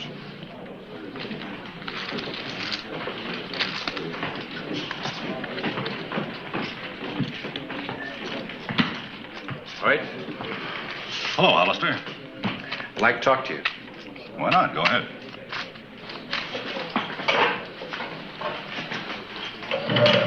Well, look, I'm not playing cards for fun. I'm working these days for Radcliffe. I didn't know you're taking a job dealing. Thought you were after a different one. Yeah, sheriff. I'd be mighty good at it. Why don't you level, Hoyt? You killed Ellis to make a name for yourself, didn't you? Oh, that's ingratitude. Doesn't your conscience bother you? What about your conscience? Got none. Was left out when I was born. I'm going to get you a job. You save yourself a heap of trouble by resigning. I mean, why is it so important to you? Well, Tombstone was the last of the wide open towns. I like the ring of it. Sheriff of Tombstone. Any other reason? Public demand. Mr. Ratcliffe's behind me 100%.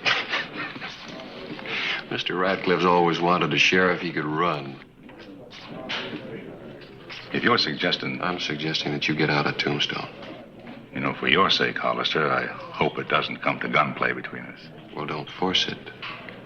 You wouldn't have a chance. You got a conscience. I hope so. I saw that the other day when you didn't gun down those two. You got to decide to kill. That slows you down. Now, you take me. I'm always ready to kill. Yeah. I got that impression. You got to fight with your conscience whether or not to draw on a man. I don't. That gives me that big split-second edge. Well, you know, facing fast guns like you is part of my job, and I'm still around. I'll say one thing, Hollister. You don't scare easy. That's right. But if we do tangle, you'll be dead before your gun clears the holster. Well, we both know where we stand. 3 bullets.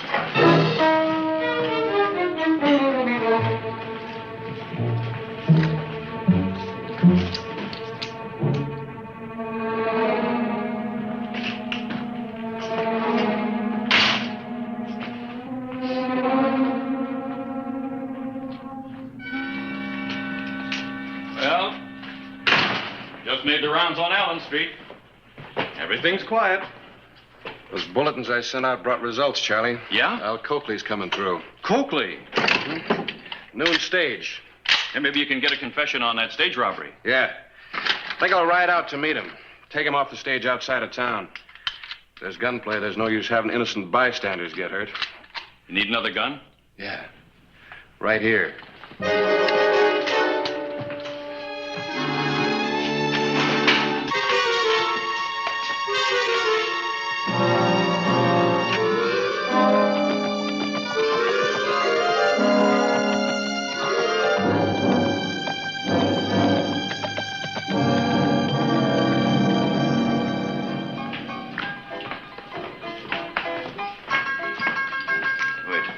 See you.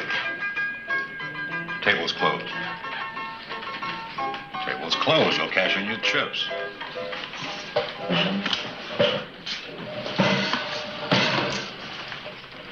Tucson just wired Hollister to take Al Coakley off the noon stage. How do you know? The telegraph office informed me.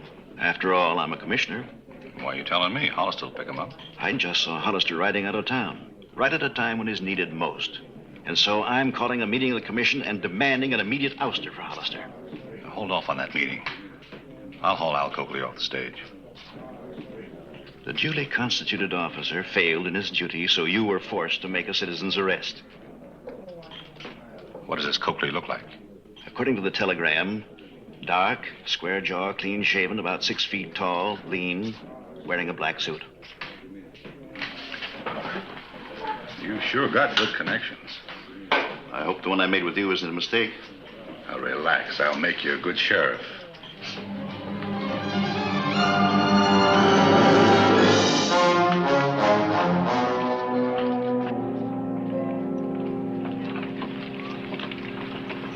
What time is it?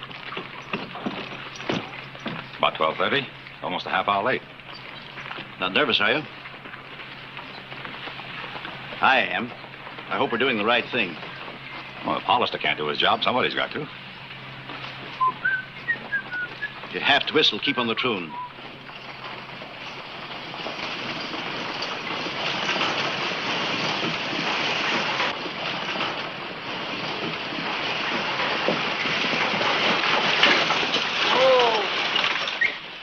Have you spotted him? Nope. Dust her off a little, she'll be okay. Pay attention. Well, that's what I'm doing.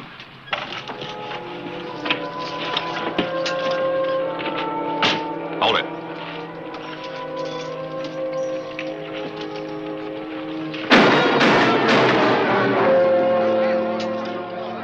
Stand back, all of you. It's all right. Somebody get Deputy Riggs. This man is a wanted criminal. Yeah, the man Hollister was afraid to face. Al Coakley.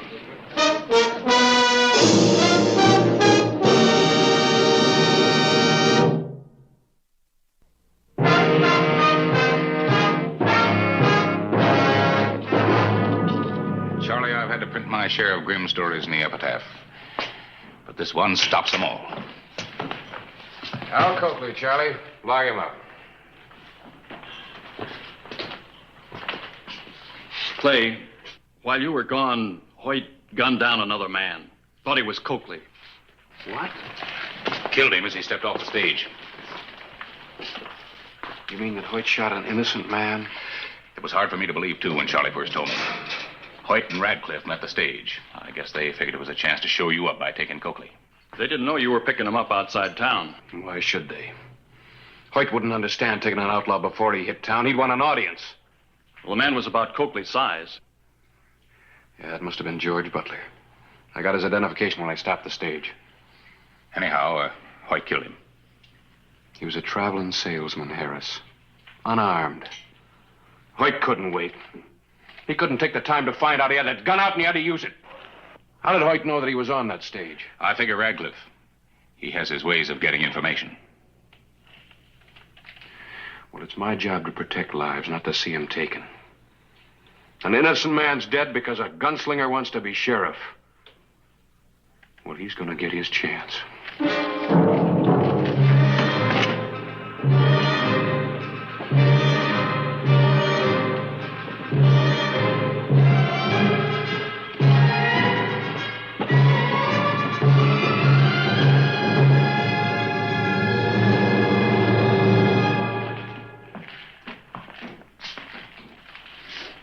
Has Hoyt been in? I ain't seen him. Radcliffe? Nope. Mr. Radcliffe ain't in. Sheriff, I told you he ain't in.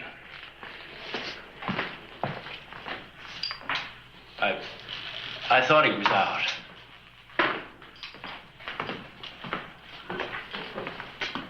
Hollister, I did what I did because I figured it was right. I know why you did It it. seemed to me Hoyt was the man who could stop crime in Tombstone. I made an honest mistake, that's Well, all. your mistake has already cost the life of one man. Believe me, Hollister, I regret that. Well, the account's not closed yet, because the killing isn't over with. Unless Hoyt surrenders himself on a murder charge. Where is he? Well, I don't know. You're lying. I tell you I don't know. Well, I'll find him. I'll keep looking until I do. You can tell him that.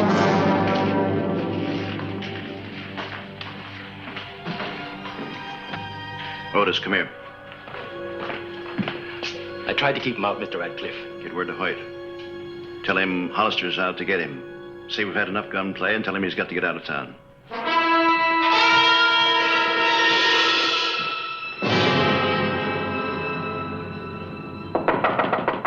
Who is it?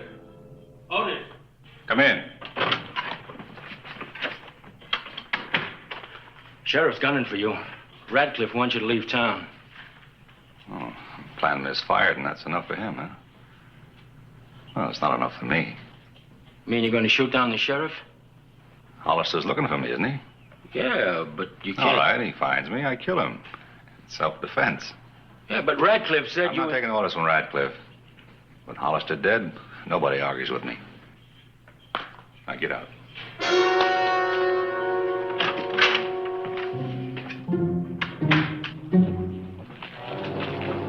Clay, Yeah, Charlie? seemed to me if I was Hoyt, I'd hop the first stage out of town. Not him. Well, I checked it anyhow. No signs of it. Let me go along with you to take him in. Yeah. This is between him and me.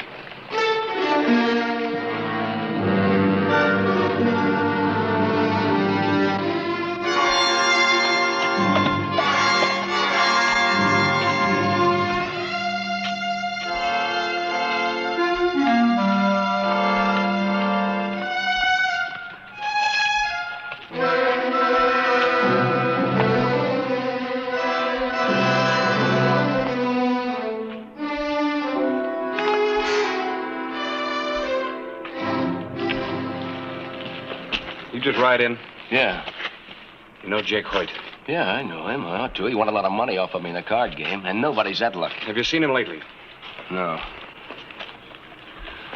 Hey, listen, if you do find him, good luck.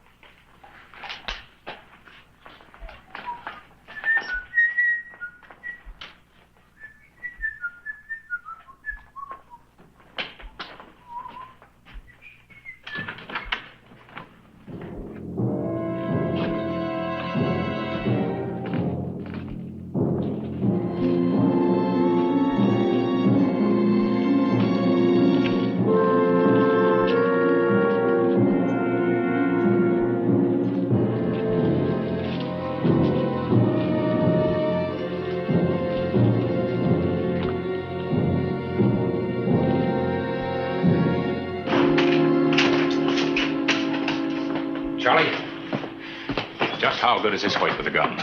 From all I hear, he's as good as they come. Faster than Clay? I hope not. Because Hoyt's out of hiding. One of my printers just saw him down around 7th and Toughnut, heading up toward Allen.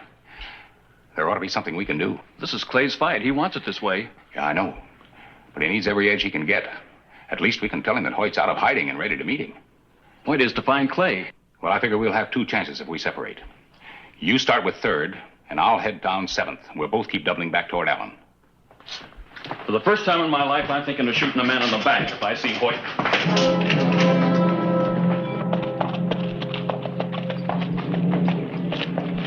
Radcliffe, where are you going? Frankly, I'm trying to find Hoyt. I understand he's ready to kill Hollister. I intend to beg him not to carry this any farther. It's a little late for that.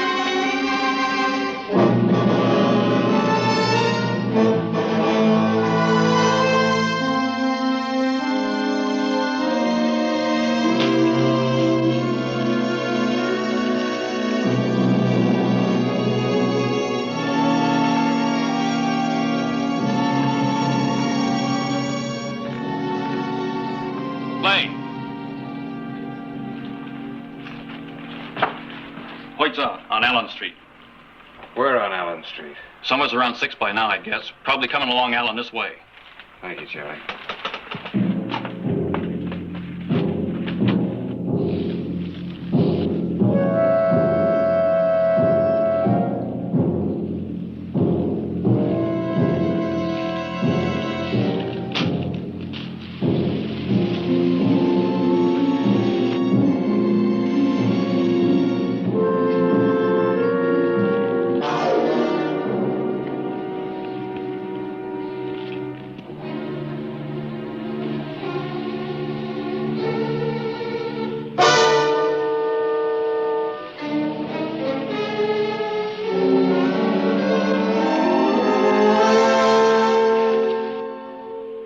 Been looking for me.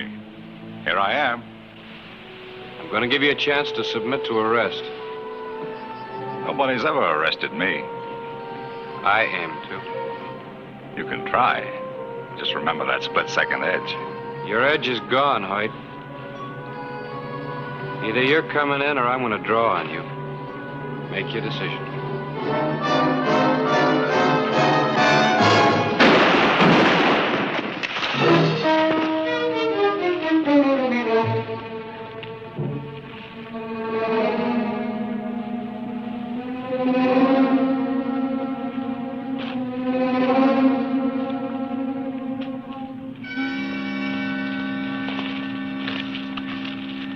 He's still breathing. See that he's got taken care of.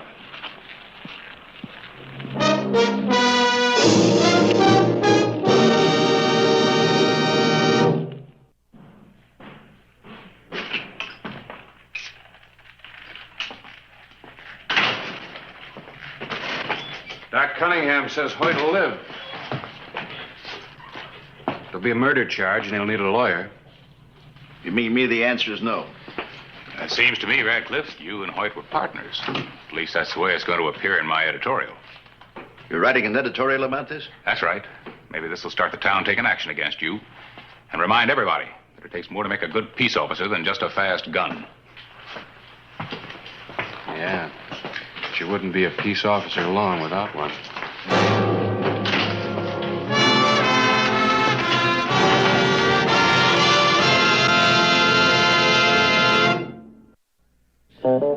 Whistle me up a memory, whistle me back where I wanna be, whistle a tune that'll carry me to Tombstone territory. If your past has run afoul of the law, it's a handy place to be, 'cause your future's just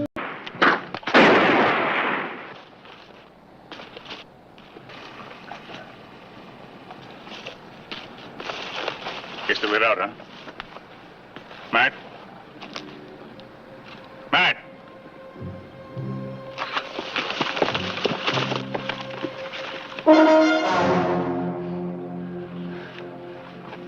What do we do? We bury him. Get busy with the shovel. I'll stand guard.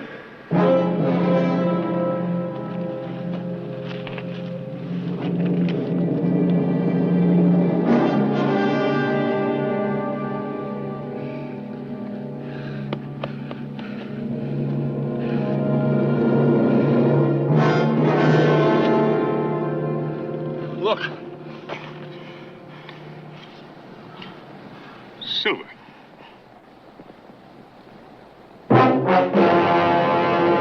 An actual account from the pages of my newspaper, the Tombstone Epitaph. This is the way it happened in the town too tough to die.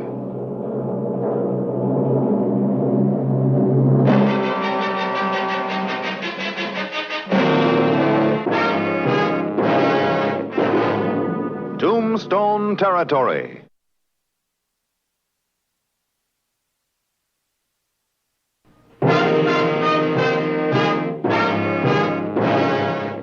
August 22, 1882. The epitaph heralded another fabulous silver strike. For some, it was a moment of rejoicing. For others, the celebration was bitter, due to a trick of fate that had moved in to make it so. Very old man, we found this thing. I looked down and I seen it, and I reached out and I reached down and I grabbed it. It looked like this. My head is beat, and we got it. We got a big silver strike. You heard what Pete said about the alley office? We got it. I don't know, but I'm going to ask you one more time. I want my father's share of the strike. What share? Old Matt had no share. The Indians got him before we struck it. You had an agreement. Now I'm going to get what's mine. You going to give it, or am I going to take it? Ollie's right. He deserves it. I told you before, old man had no share. Belongs to Billy and me. Nobody's pushing us out. Yeah.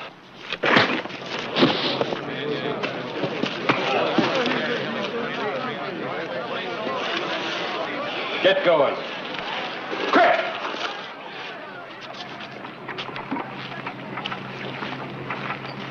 That hot head of yours is going to get you in trouble. Ah, now. Hold it! Come on down to my office. We'll talk it over. When? Now. So you're going to let him get away with this. You're going to let stealing go on right under your nose without doing anything about it, is that right? Carter and Billy are taking anything that belongs to you, they'll go to jail. They claim the death ended the partnership. You got anything to prove that it didn't? Listen, anybody but those two would honor that partnership. Is there anything in writing? I don't know. If there is, I haven't found it. Well, you show me something in writing and I'll enforce your claim legally. Till then, there's nothing I can do. All right. But I'll get what belongs to me, and I'll get it without your help. Ollie. I've never seen him like this before.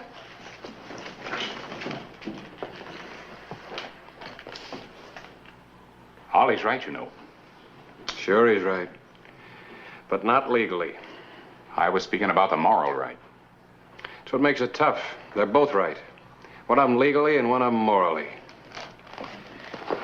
I'll go up and talk to Carter and Billy.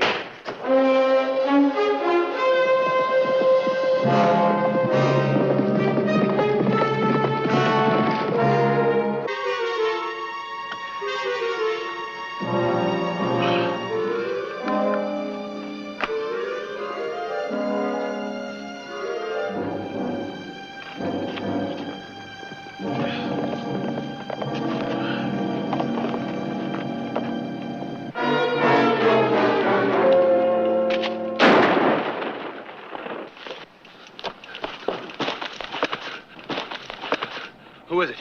I don't know. Where'd he go? Maybe I got him.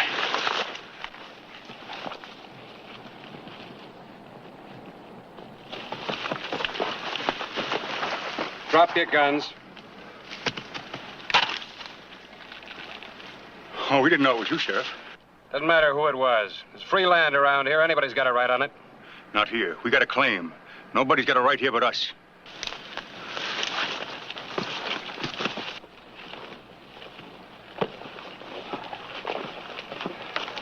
Well, Hollister, what do you want up here? This is Matt's grave, huh? Yeah, we dug the mine over there so Matt wouldn't be bothered none. Got to show proper respect for the dead. You could show more respect by allowing his family in here to tend the grave. Oh, no. Then they get the idea they come up here any time. Anything wrong with that? They want to come here because they think they own a piece of this strike. Well, they don't. Carter, everybody in Tombstone thinks Ollie and his wife should have Matt's share. If I caught that Apache arrow, Matt wouldn't be giving any shares to my family. Matt wasn't that kind. You're wrong, Carter, and you know it. I knew Matt. You got a warrant to arrest or something? Nope. Then get out. You got no right here either. There's gonna be trouble. You can stop it. If there's any killing ahead, I'm ready for it. Just don't step out of line, that's all. Get to work.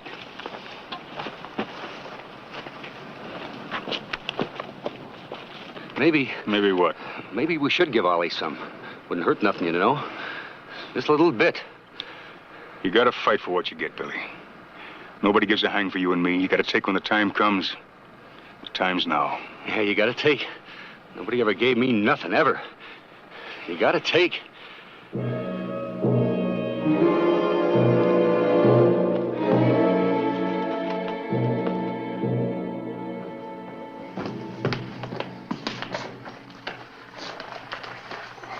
You going out? That's right. Carter's at the Crystal Palace. I'm going there. What are you going to do? Yeah, what's mine? Sheriff didn't do anything about it. But, Ollie, we've been all through this, and you promised. I didn't make the rules. Carter did. He took, I'm going to take back. But, Ollie, there must be another way. Now, don't you go nagging at me, Beth. It's the only thing I can do.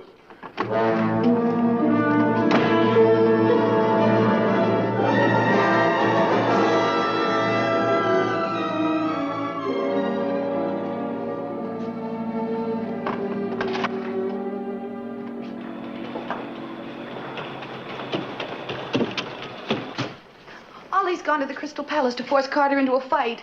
When did he leave? Just now. None of this would have happened if you'd done the right thing in the first place. Easy, Mrs. Williams. Nothing else Mr. Hollister could have done and still uphold the law.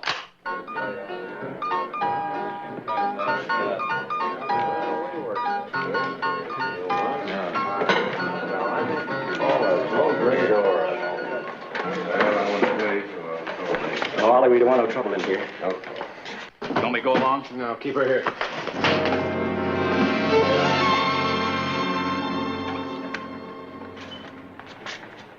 This your last chance, Carter. You ain't safe here, boy. You better go home.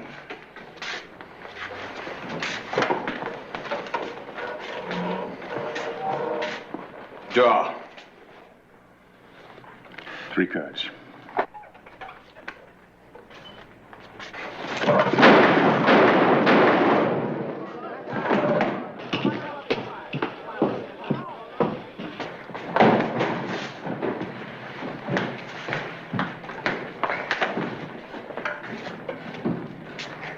Otis, get a doc.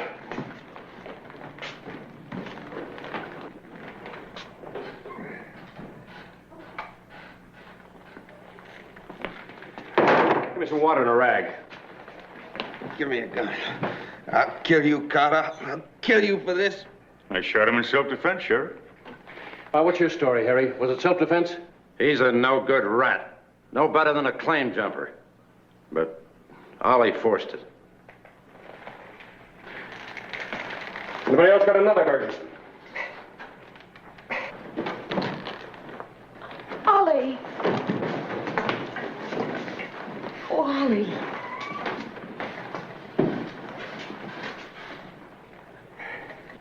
Well, what are you men going to do about this? Mrs. Williams, I ask you not to interfere.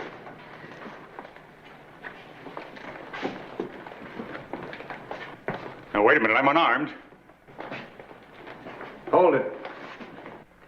Give me back my gun, Sheriff. All right, break it up.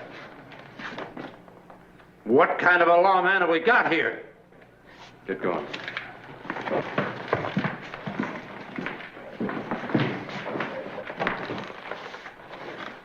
I'll never make it. They'll follow me. I suggest you men stay here.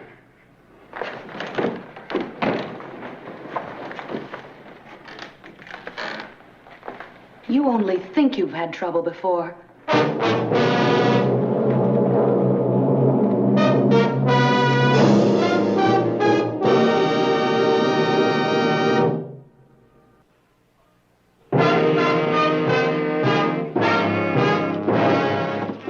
August 23, 1882.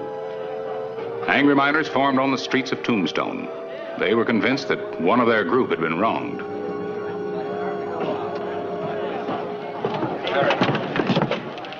What's going on? What's going on where? What's all the excitement? Is there excitement?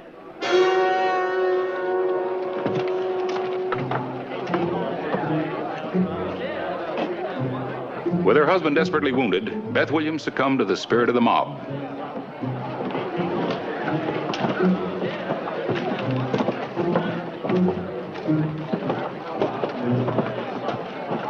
Looks bad, Clay. Is bad. Keep going in.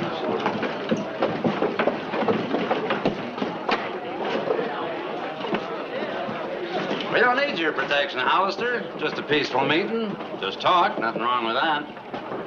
Nothing wrong with talk. Free to make, ain't it? And free to listen to. You plan to force your way in here? Depends.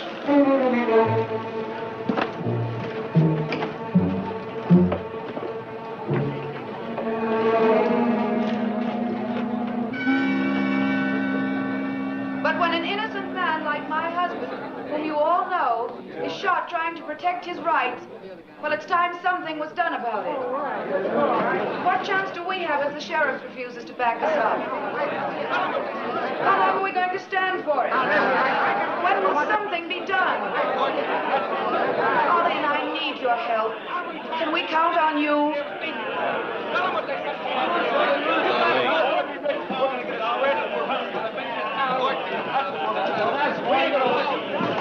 Mrs. Williams, I'd like a word with you alone. You can speak freely in front of the men. Do you have any idea what you're doing? I know exactly what I'm doing. Ollie's no match for Carter's guns. So you're getting a mob to back Ollie? You can put it that way if you like. But if you'd done your job in the beginning, none of this would have happened. You're beating that tune to death. My job is the law. Yeah, protecting claim jumpers. How much is he paying you, Hollister? Maybe you're getting Matt's share. I hate mobs and I hate murder. I've seen enough and I've had enough. I'll shoot anybody that leads a mob to murder.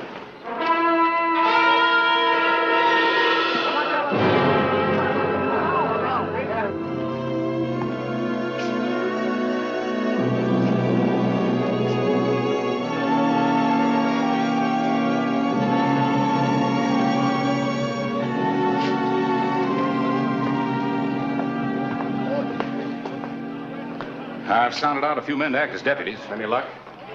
Trying to get deputies for this job's like trying to grab an eel in a bucket of lard. I couldn't get anybody. What about Stan Hoare and Art Smith? Wouldn't touch it.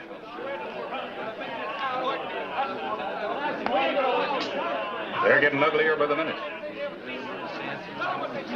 Isn't there any way to stop this? You got any suggestions?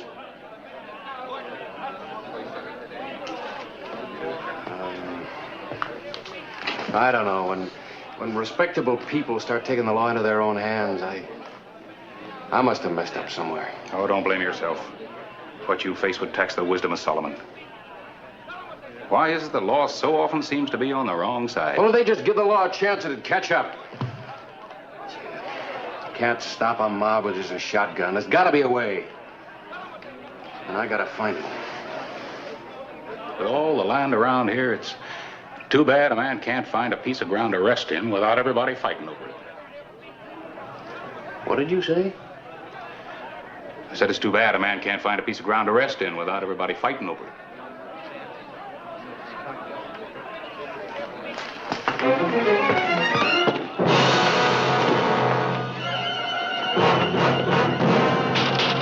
Open up, Chambers. Open up. There may be a law. It's a race against time. Chambers, open up!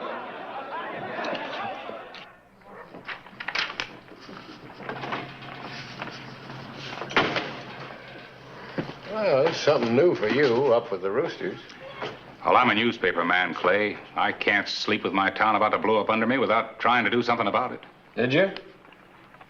Beth is the fuse. I thought if I could talk some sense into her, things might simmer down. Did you talk sense? Well, I thought I did, but she wouldn't listen. She just came back from a circuit of the diggings. She's been stirring up every miner within 10 miles of Tombstone. We've got to find some way to stop her. Well, I think Chambers and I did. You found something after I left last night? 2 o'clock this morning.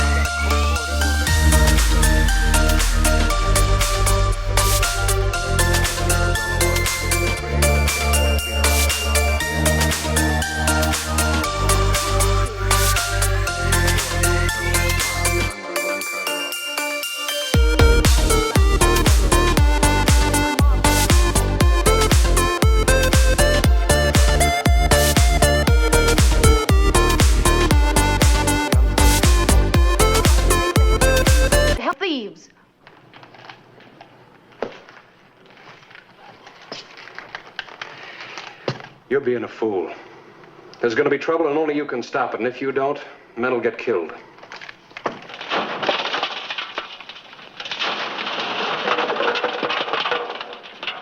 You think they'll be coming pretty soon? How do I know? Think you and me can handle a whole bunch of them? We get enough of them, the rest will run like rats.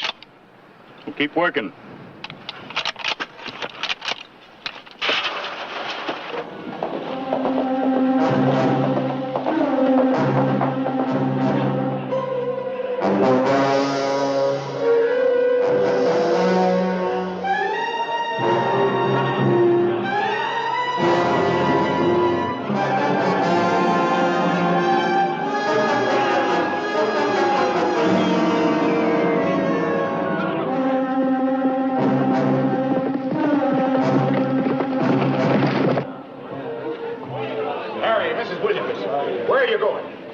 Very well where we're going, Mr. Clyburn.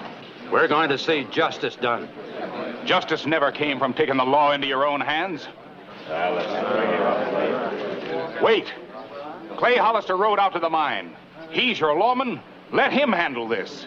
He's been handling it, and that's why my husband was nearly killed. And we're going to get Carter. Now listen to me.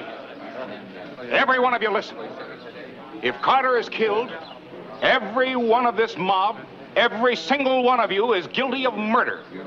Premeditated mob murder. What you don't know is that the sheriff now has a legal right to get Ollie's claim for him. Carter will never give in. I'd at least give the sheriff time to try it his way. Give him time. That's the least you can do. All right.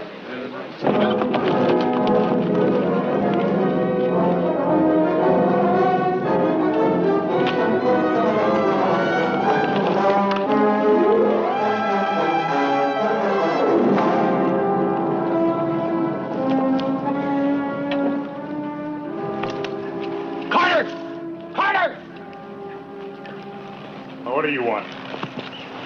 What's that? An eviction order. What's that mean? Means that the grave and 20 feet around it belong to the heirs of Matt Williams. That's the law. You'll have to get out. It's a trick. It's no trick, Carter. I'm trying to do you a favor. There's a mob on its way out here to get you. Oh, why don't you stop them then? I will. As soon as you leave. You mean they're going to take everything? You'll get your share. Just move out before I have to bury you next to Matt. After 15 years?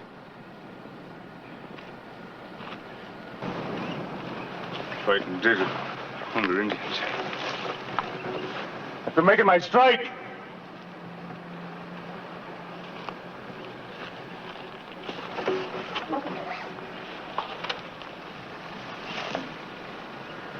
No! I'm going to keep it all!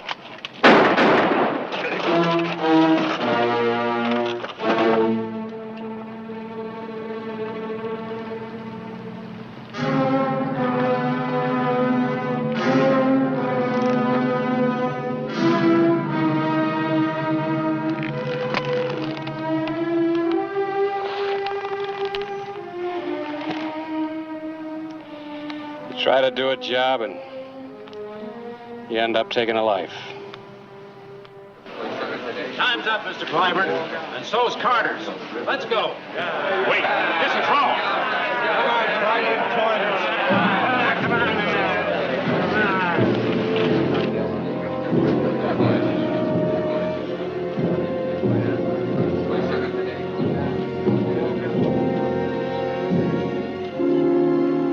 Well,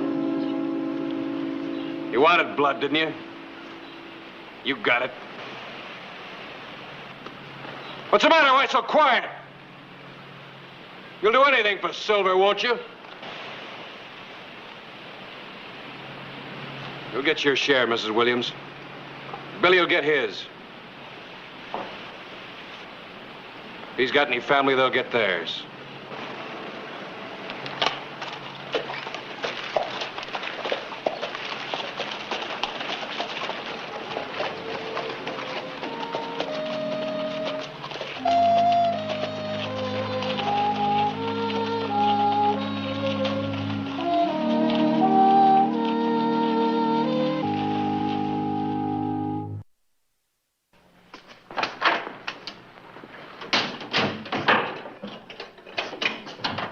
Hello, Mr. Clyburn. Hello, Clay.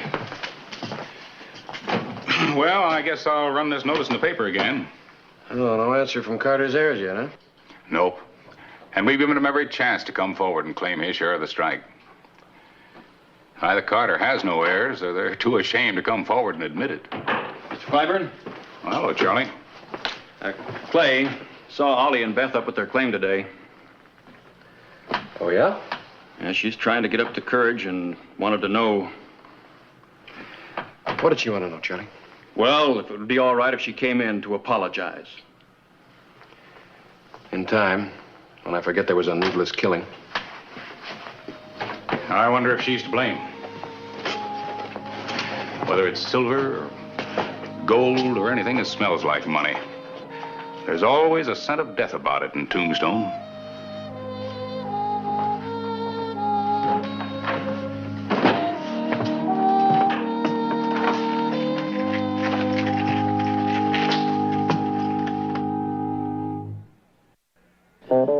Whistle me up a memory, whistle me back where I wanna be, whistle a tune that'll carry me to Tombstone territory.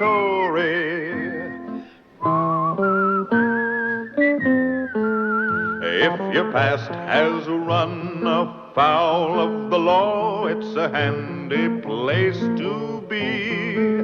'Cause your future's just as good as your draw in Tombstone territory.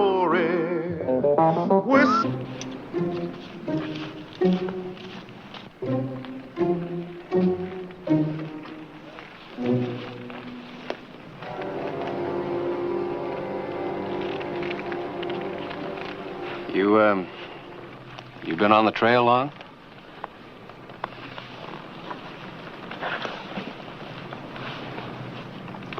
A while. Coming from San Francisco. What made you say that? You Glade Rafferty. You wanted for bank robbery and murder in San Francisco. I wouldn't. Circular said there were two others. Eugene Slater and a Martin Warren. Where are they? Dead?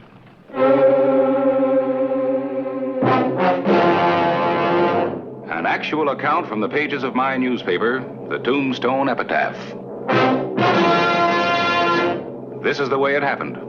In the town too tough to die.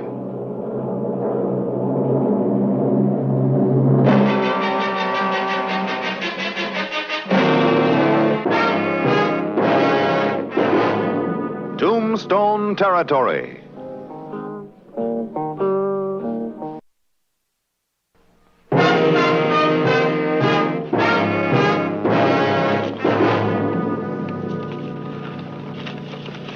How did Slater and Martin die? The desert. Coming over from Tucson. Thirst. Didn't bother you? I kept my mind on other things.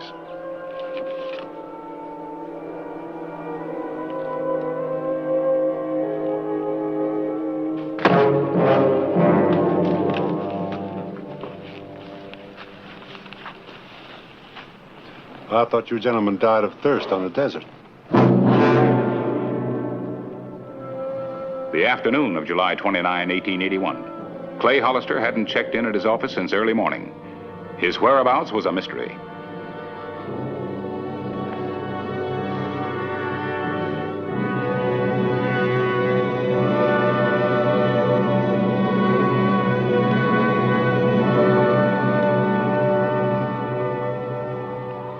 You know where you are, Hollister?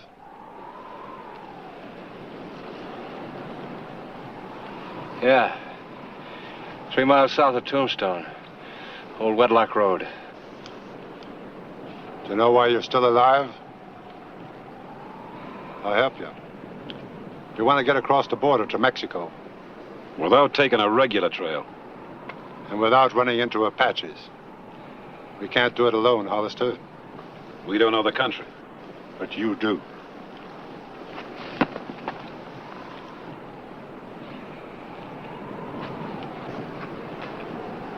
Now you know why you're still alive, don't you, Hollister? Slater was against bringing you along. You should have listened to him. It isn't going to work. You're going to be our guide, Sheriff. Why? Keep you from shooting me? You're going to shoot me anyway when we get to Mexico. Probably. But I think you'll come along just the same. Why should I? A tin badge. You're a sheriff, Hollister. It's the sheriff's duty to arrest people like us. As long as you're alive, you got a chance of doing just that. It's a slim chance, to be sure. Oh, I don't know. 3-1 isn't so very bad odds. 3-0, Hollister. You don't have any bullets, just guns.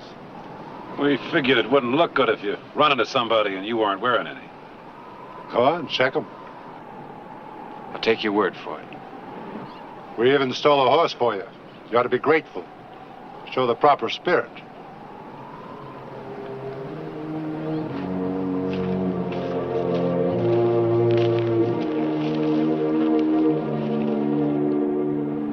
All right, Sheriff, you're the lead man.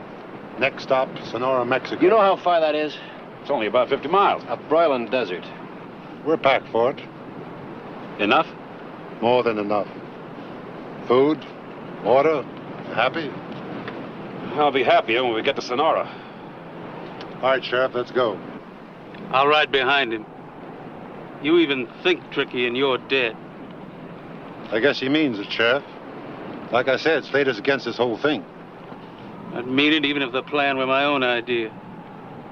Now get.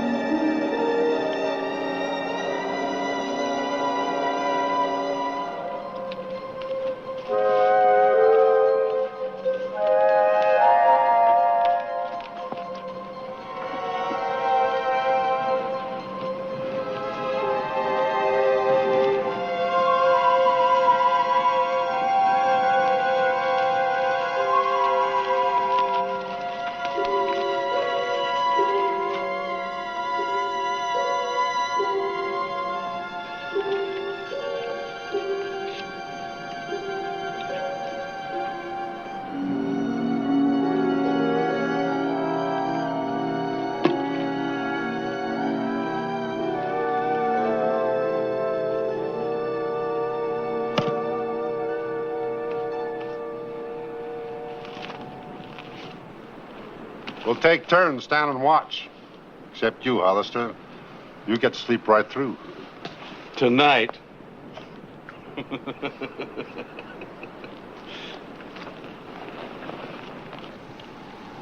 The evening of July 29, in Tombstone, concern for Sheriff Hollister began to grow.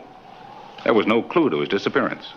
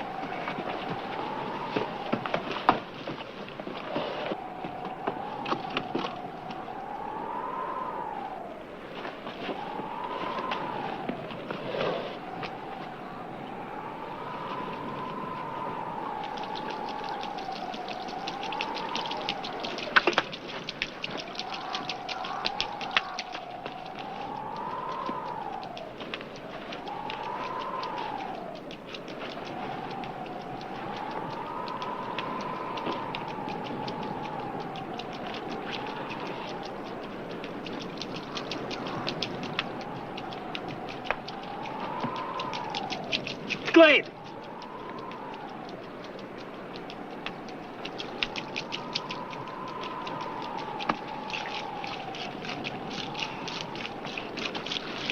All of it.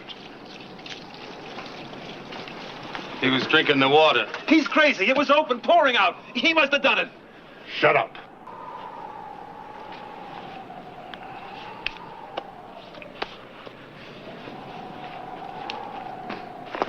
How about it? Did you have anything to do with it? How could I? Wasn't your boy watching me? What'd he want to touch the water for? To make it harder on us. Make it harder on himself, too. He's half lizard. He doesn't need much water. I tell you, Glade, I didn't touch the water. He did. Either way, you're wrong. Either you tried to steal our water, or you let the man you were supposed to be watching do it.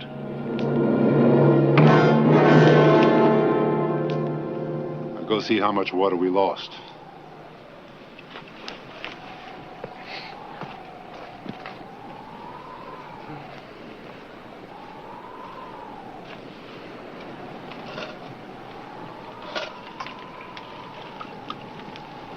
Better than half empty.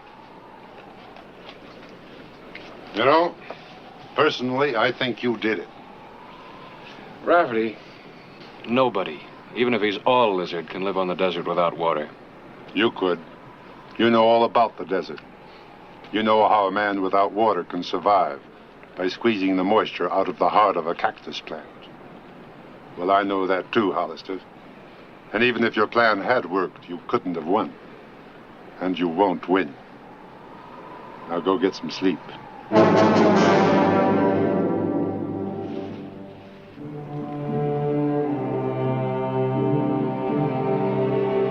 July 30, 1881. Hollister's deputies made a thorough search of the Tombstone area. Nobody had seen the missing sheriff.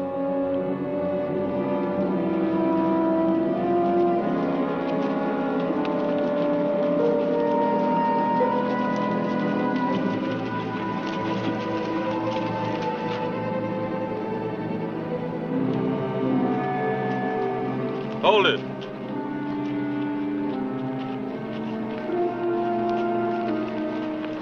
Shouldn't we be going that way? No. You sure? Positive. You better be.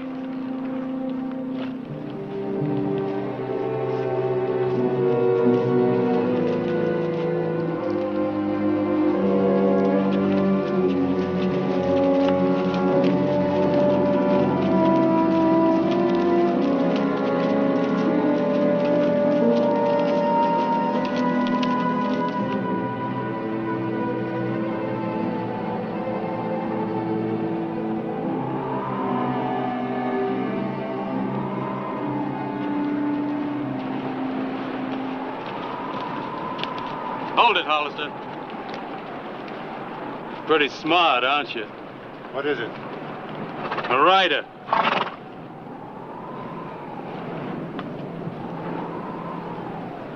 He was heading us right for him. Well, I didn't see him till just now. You're a liar. Take it easy, Slater. What trouble can one man cause us? A patrol, even. Well, we're not 100 men now. We're members of the sheriff's posse. Right, Sheriff? He could take a chance and give us away. And have the other man killed? I don't think he'd do that.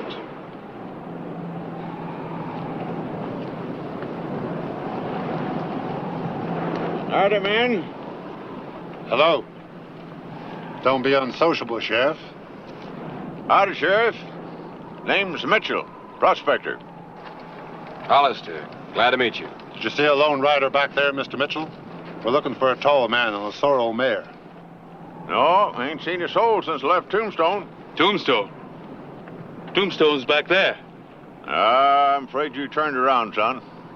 Yeah, he sure is. It's a tenderfoot. Well, I guess we better be riding, Sheriff. Nice to have met up with you, Mr. Mitchell. Well, same here, man. Well, adios.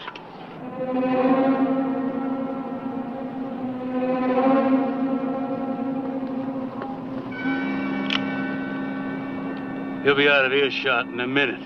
The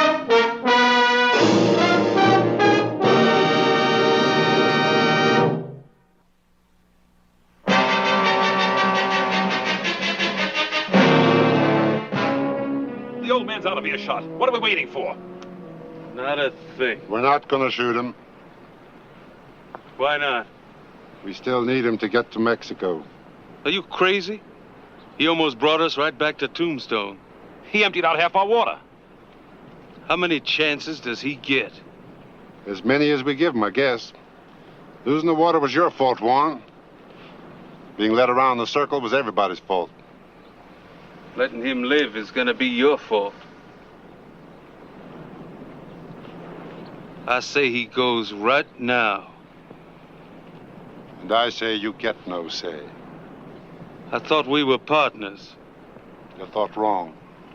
And you're thinking wrong now. Better step back, Sheriff. He's a bad shot.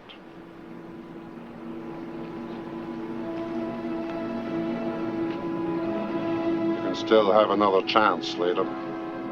At what? Hanging? No thanks. You're the one that's making the mistake, Rafferty. Bringing him along. He's got a bag full of tricks.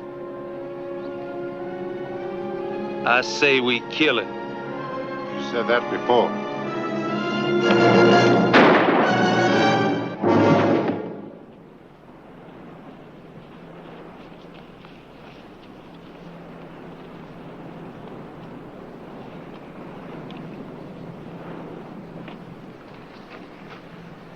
He's dead. What do you think we should do about the sheriff, Warren? Whatever you say, Glade. Well, I say he should lead us to Sonora, Mexico. What do you say? I say the odds are getting better. It's 2-0 now.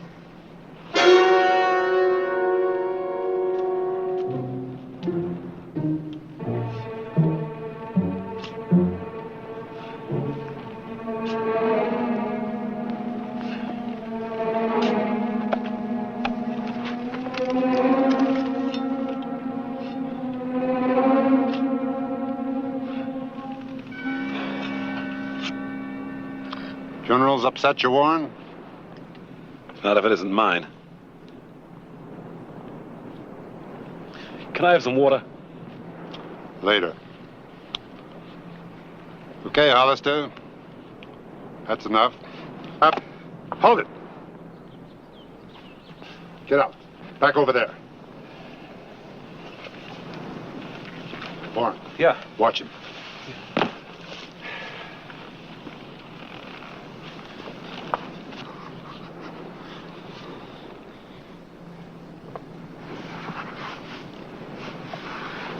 Bury him. You help him. Hollister. Take a look at that hand.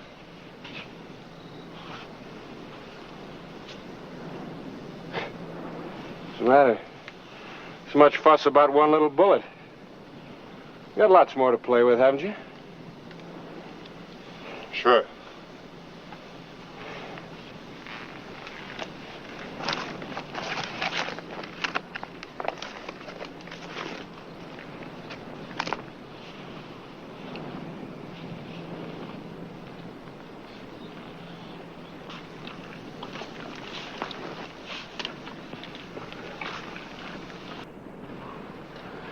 Did you find the bullet? No, it's still down there. All right, that's good enough. Nobody will find him now. We'll take the extra horse along to lighten the supply load. Let's go.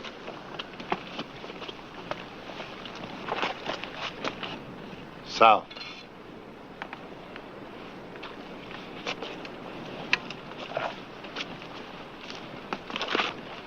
July 31, 1881. Bulletins on Hollister were sent to peace officers throughout the Southwest. Still no clues.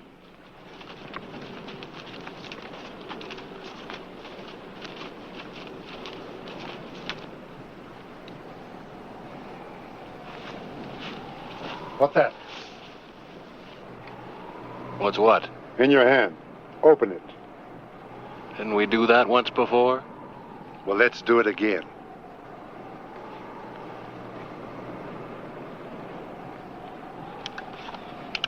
Let me have your guns. One at a time.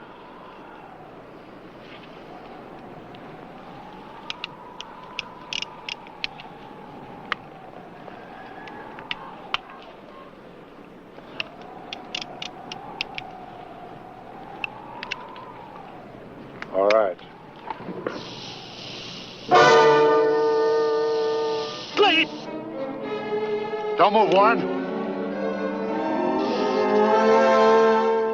You're kind of shaky, aren't you?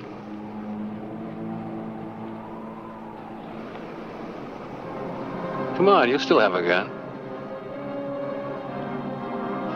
All right, Sheriff. Might be interesting to see how well you can shoot.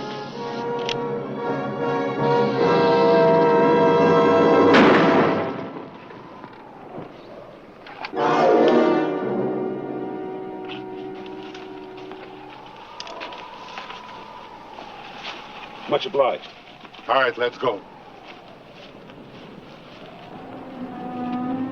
August 1, 1881. Clay Hollister had been missing for 4 days. Glenn!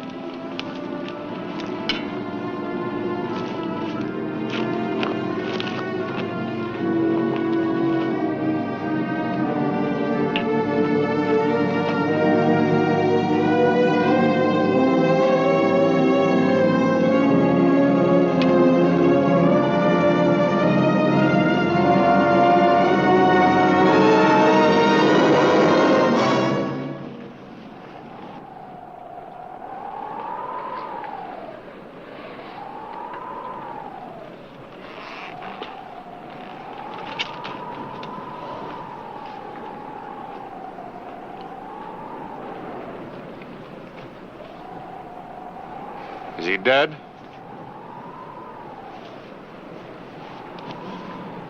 Yeah.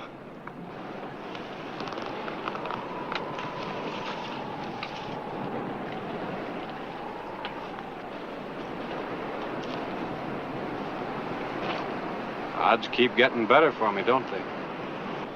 There's still 1-0. 1-1. I found that bullet you dropped at Slater's grave. It's in my gun now. The right one. You're lying. You're gonna have to prove that. You got one of two choices now. You can either surrender to me, or you can draw. Which one's it gonna be? Suppose you do have that bullet.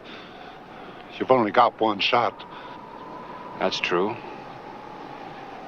But you can't find out unless you go for your gun, can you? What have you got to lose by bluffing? We're almost to Mexico. You know I'll kill you anyhow when I don't need you. Yeah, that's one side of the story. Other side is I've got the bullet. The bullet's in the gun. Well? There's $50,000 in that saddlebag. You can have it. It's all for yourself.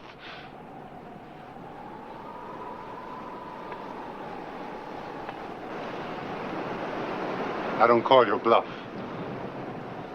You can take me in. Turn around.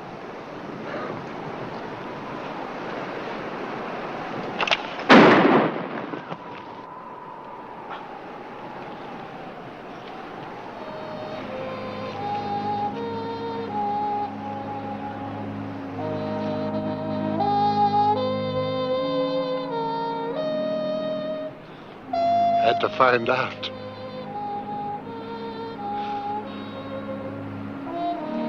Yeah.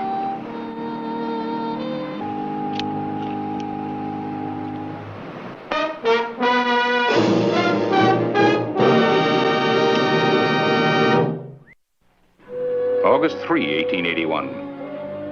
A report reached me at the epitaph that Clay Hollister had been seen riding into town.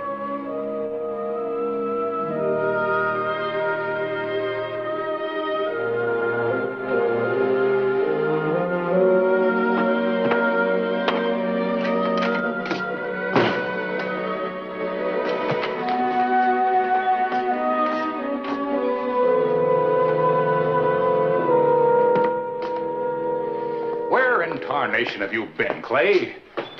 I'll tell you. Well, doing what? Riding. Well, you ought to let somebody know where you are. Things have been happening around here. You got a telegram from Tucson. Oh? Yeah, Charlie opened it. Says that 3 men wanted for bank robbery and murder are heading this way. Well, the 3 men would be riding 3 horses, wouldn't you say? Well, of course they'd be riding 3 horses. What do you expect them to do, walk here? What's the matter with you?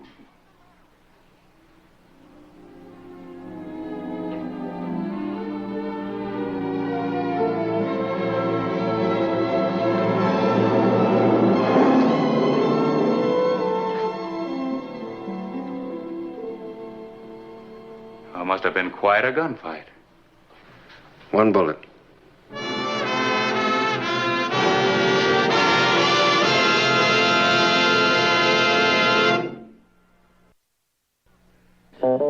Whistle me up a memory, whistle me back where I wanna be, whistle a tune that'll carry me to Tombstone territory.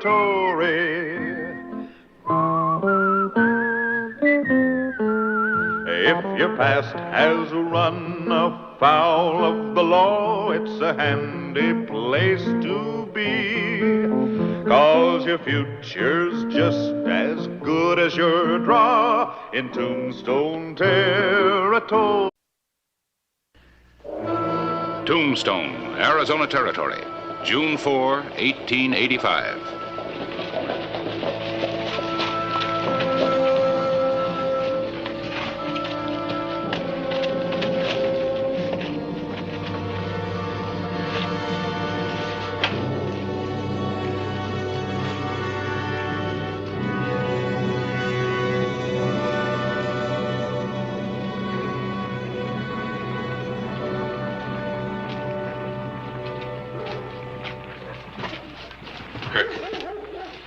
This isn't any good.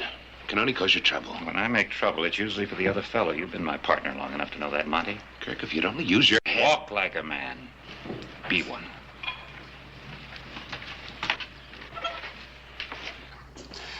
Until the lawless element is stamped out, there can be no legal trade in beef in Tombstone. Why don't you print the truth once in a while?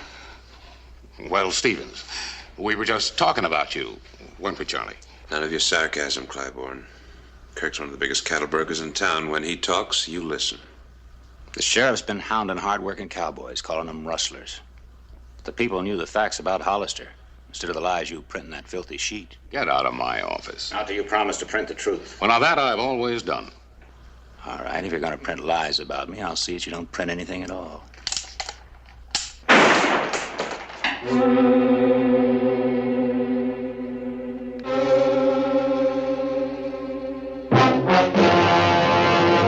An actual account from the pages of my newspaper, the Tombstone Epitaph.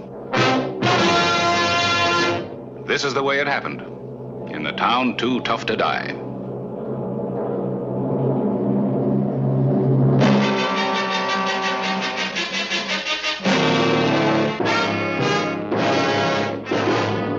Tombstone Territory.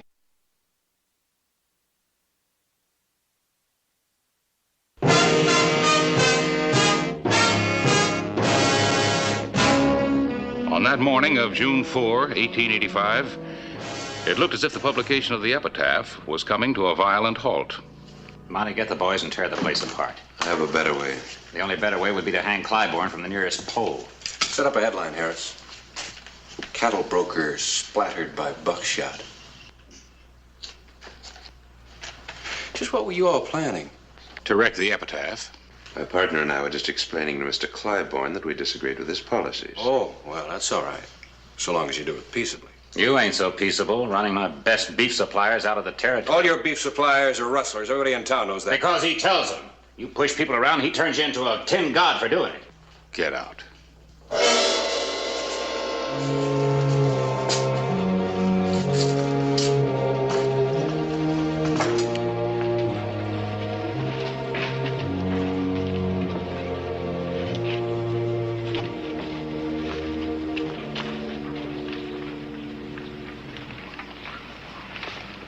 I'll get those two.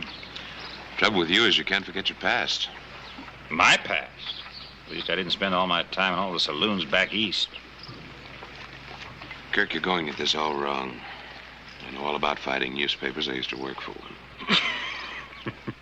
You, a newspaper man? You have to cripple everybody, don't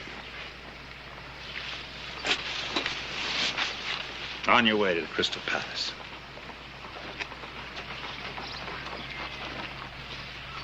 Newspaper man?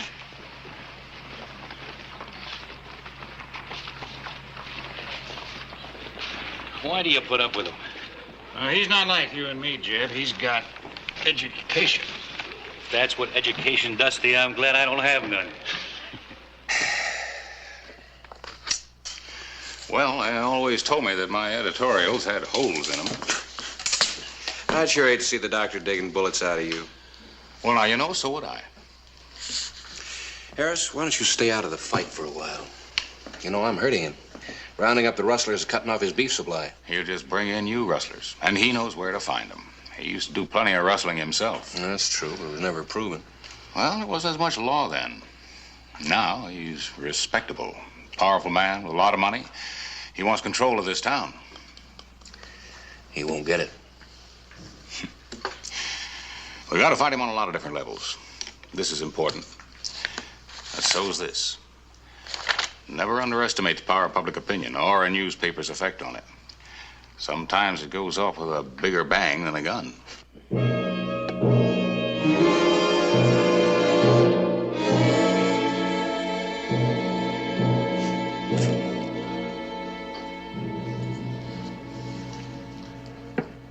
You really don't know very much about me, do you, Kirk?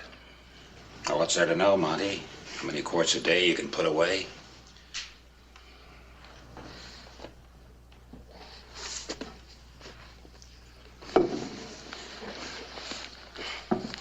I haven't shown this to anyone for years.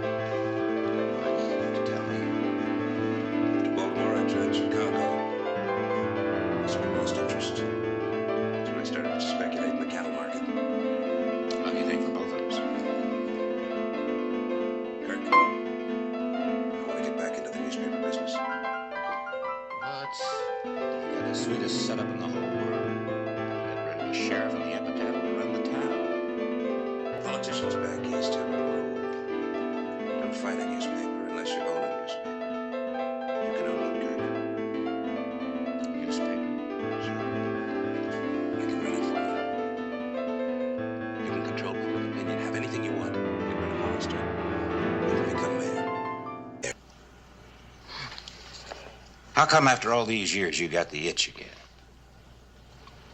Each of us has to try to be a man in his own way. If you say so, Kirk, I'll start ordering the stuff. We'll call the paper the Bugle. It'll sound taps for the epitaph and the sheriff. Maybe.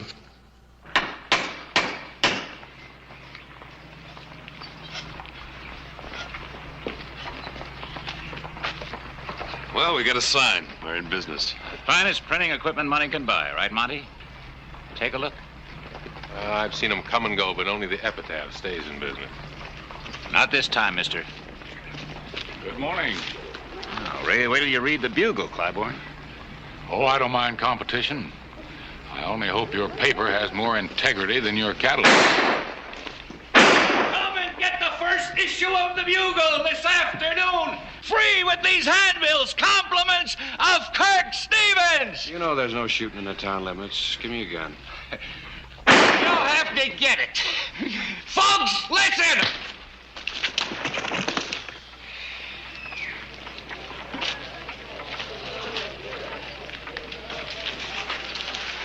You'll be all right in a little while. It says the sheriff just come up and pistol whipped poor Jed. Doesn't sound right. I know Clay Hollister. Yeah? How well do you know him? How well? I know that if Jeb was shooting up the town, the sheriff was within his right to disarm him. Read the rest of the story. Says that all Jeb Crowley was doing was shooting off blanks. Oh? Look at the editorial. The Bugle believes the one newspaper town does not get all the facts. The epitaph has been suppressing much news. Now Tombstone will know the whole truth. And you got a point there. The epitaph's been doing real good. But if we had two newspapers, I suppose they could keep tabs on one another. I'd like to sell you an ad in the next issue of the Bugle. Well, I'm spending all I can afford now on the epitaph. Well, you're paying $10 for your ad in the epitaph. I'll give you the same space for $7. Yeah? Well, I'll give you a try.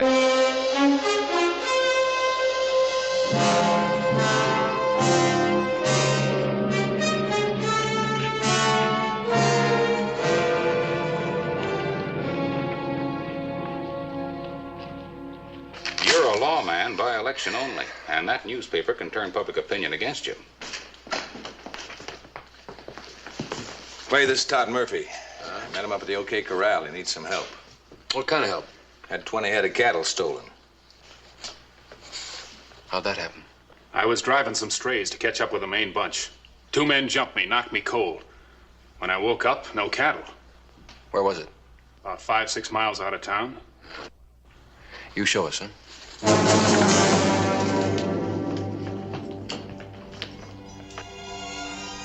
The afternoon of June 14. 8 miles north of town, Clay Hollister spotted the stolen herd.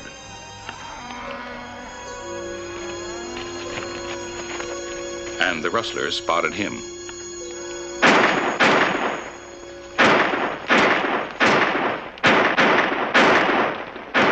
Sheriff, he's hit! Sheriff!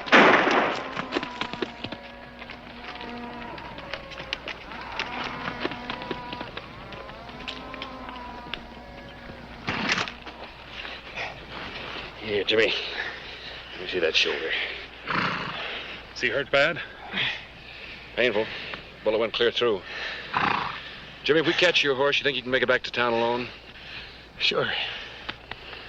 How far north do you figure the main herd is? About a couple hours ride. I better ride along with you, make sure those boys don't try again. Come on, old buddy. Can't you shoot straight?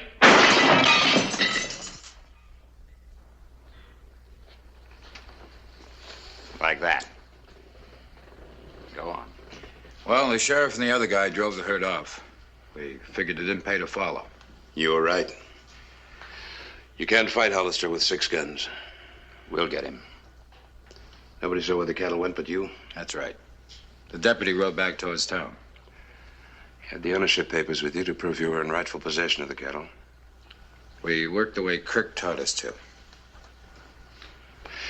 We can turn this against Hollister. The only thing I want to turn against Hollister is a gun. Kirk, if you'll only have a little patience. Stick around, boys. I may have a job for you.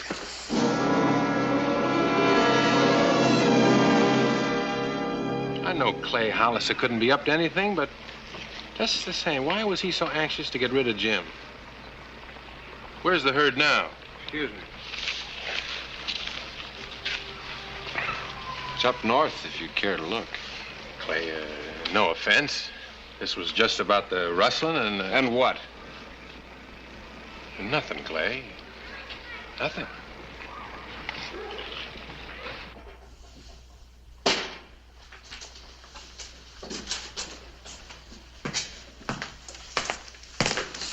Gentlemen, I read your little story. So did everybody else in town. Our circulation's improving every day. You say these rightful owners were deprived of their cattle? That's what they told us. They showed us papers to prove it. In other words, you're accusing me of rustling. Rightful owners, where do you suppose I can find them? How do we know? Well, you talked to them. It says so right here. They left town. They said they were afraid you were going to kill them. You got all the answers, haven't you? When you lie real good. Watch that gun here. Kirk. Hollister, when are you going to learn? You know, you just can't walk in here and threaten honest citizens. What are the people going to think when they read about it?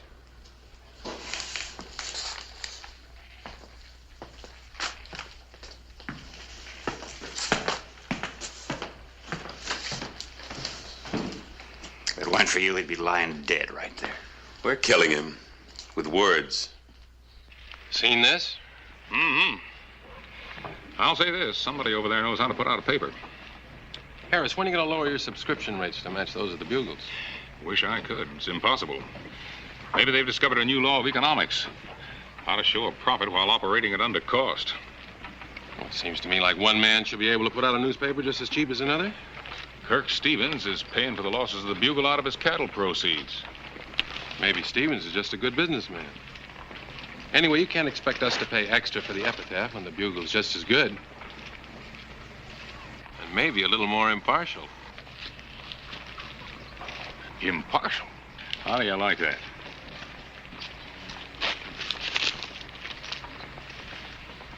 Things are getting rougher here. Yeah. Come in. What do you want to see me about? Got a piece of news for you. Not for publication. Biggest deal I've ever made. 5,000 head are being brought across the border. I made arrangements to buy them for $1 a head. I'll get in touch with McHenry in Chicago. Probably be able to get $10 a head for him. Well, there's only one trouble. McHenry never buys stolen cattle. Our customers never know where the beef comes from. Well, suppose the epitaph started digging into the deal. You got to put them out of circulation. Now. I wish we could. We're beating them, but it's going to take time. We've got no time. Kirk, I hope you're not going to do anything that's going to get us into trouble. Look, we own the Bugle, don't we? Whatever happens to the epitaph, we report in our own way. I'll be down later on to the newspaper to give you the story. All right, Kirk.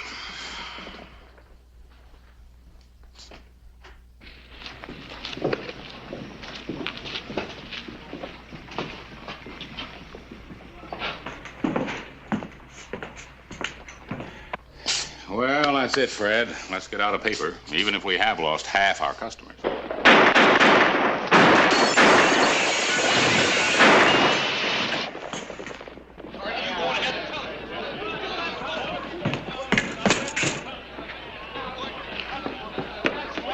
Clay! They hit Fred!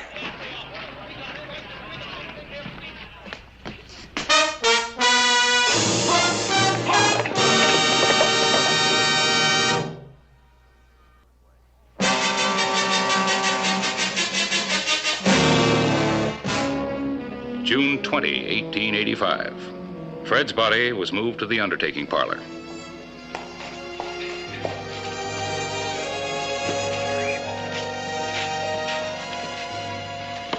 Unable to catch up with the gunman, Clay Hollister returned to find that our presses had been badly damaged. Hear the news? No epitaph today.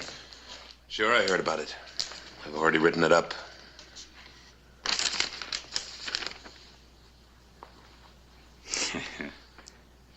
Well, this is good. You make it sound like Hollister doesn't want to catch the killers, may even be behind the shooting. It wasn't easy. I'm not sure you should have done it. Put the epitaph out of business, didn't I? By killing an innocent man. I was after Clybourne. Since when do you care about killing? I'm only warning you for your own sake, Kirk. Don't take any more chances. Somehow I liked you better when you were spending your afternoons at the Crystal Palace. I'm trying to make a big man out of you, Kirk. Please don't spoil it. First, you make a man out of yourself.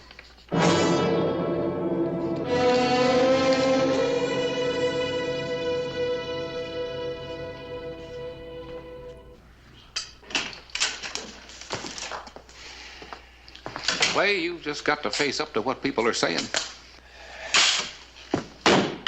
Yeah, I know what people are saying. The thing that amazes me, Harris, is how they can take the truth and twist it in so many different ways. You just got to make an arrest. Well, I gotta have the right man first. Kirk Stevens or Monty Davis. I know they're behind it, but they didn't pull any triggers. Any idea who did? Yeah. I thought I recognized Jeb Crowley. I didn't say anything because I wasn't sure. But the fact that he's been out of town ever since is... Found the herd, Clay. 5,000 head. What herd? Well, I got a wire from the Mexican border saying a big herd had been driven across, and they wanted me to follow up. Where were they headed? Kirk Stevens Stockyards. Are you sure? Yeah. I managed to talk to a couple of the cowpokes. 5,000 head. This could be a break for us. June 22, 1885. Broker Kirk Stevens' stockyards were bulging with beef. How are you, Kirk? Jeb. What's he doing here? I'll never handle a big deal yet without old Jeb, right, Jeb? Right, boss. Been together a long time. Well, we got work to do. I think you're asking for trouble. Suppose the sheriff connects him with the shooting. Old Jeb can take care of himself. I think you're taking Hollister too lightly. I'm not the one that's taking him light. You think he can be beaten with words. I don't. Jeb. Where you been the last couple of days? Driving cattle? My deputy scouted this herd. You weren't with him. What about the other two, Jim? Them neither. He's just got bad eyes. What do you think of my eyesight? I spotted you right after Fred was murdered. You're just making wild guesses. Let's go down to my office. We can talk better there. We're not going nowhere. I wouldn't.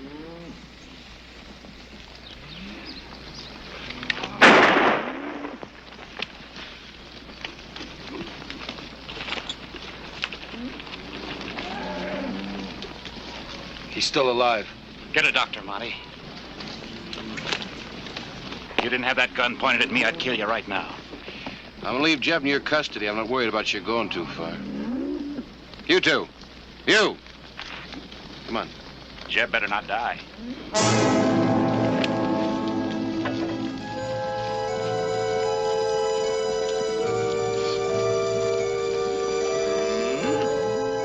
Noon, June 22. We worked desperately to get the press running so the Epitaph could tell the true story of the shooting at the stockyards. The Bugle hit the streets first. And so, people of Tombstone, how many more shootings will we let our gunslinging sheriff get away with?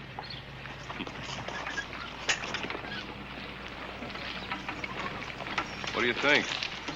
I think Hollister's got some questions to answer. We got him this time. The sheriff's finished. So's Jeb.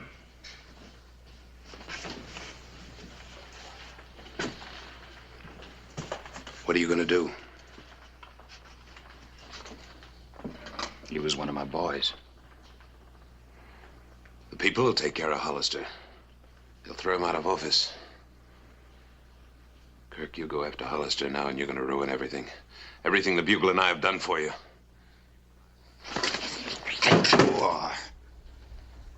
When I found you in Chicago, you were ready for the ash heap. Without me, you're nothing. Don't do anything stupid, Kirk. Use your head. I like my hands better.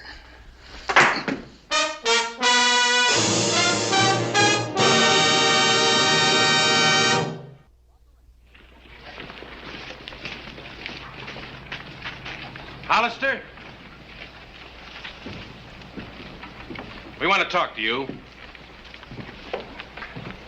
All right, go ahead. The shooting of Jeb Crowley is being investigated by the coroner. Yeah, that's the way it ought to be. Will you step aside till after the investigation? What kind of an investigation will that be? There are no witnesses except Kirk Stevens' men and Clay's deputy. Sheriff, will you turn in your star while we look into this? Hollister, I want you. You heard what the man said.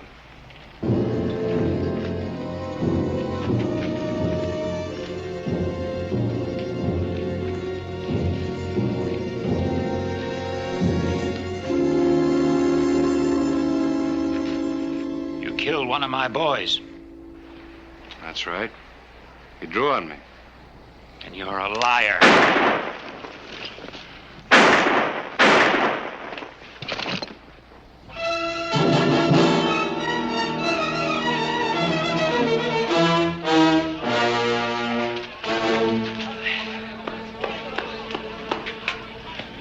dead. Any doubts who shot first? Kirk did. I wonder how many men he's killed with that trick. Guess we won't need the investigation, Clay.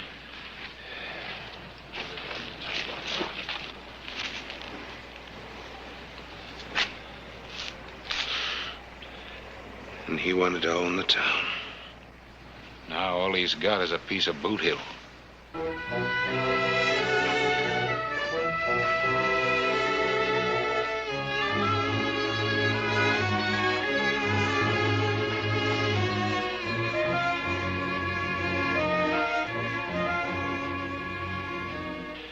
Well, I guess the Bugle won't be out tomorrow.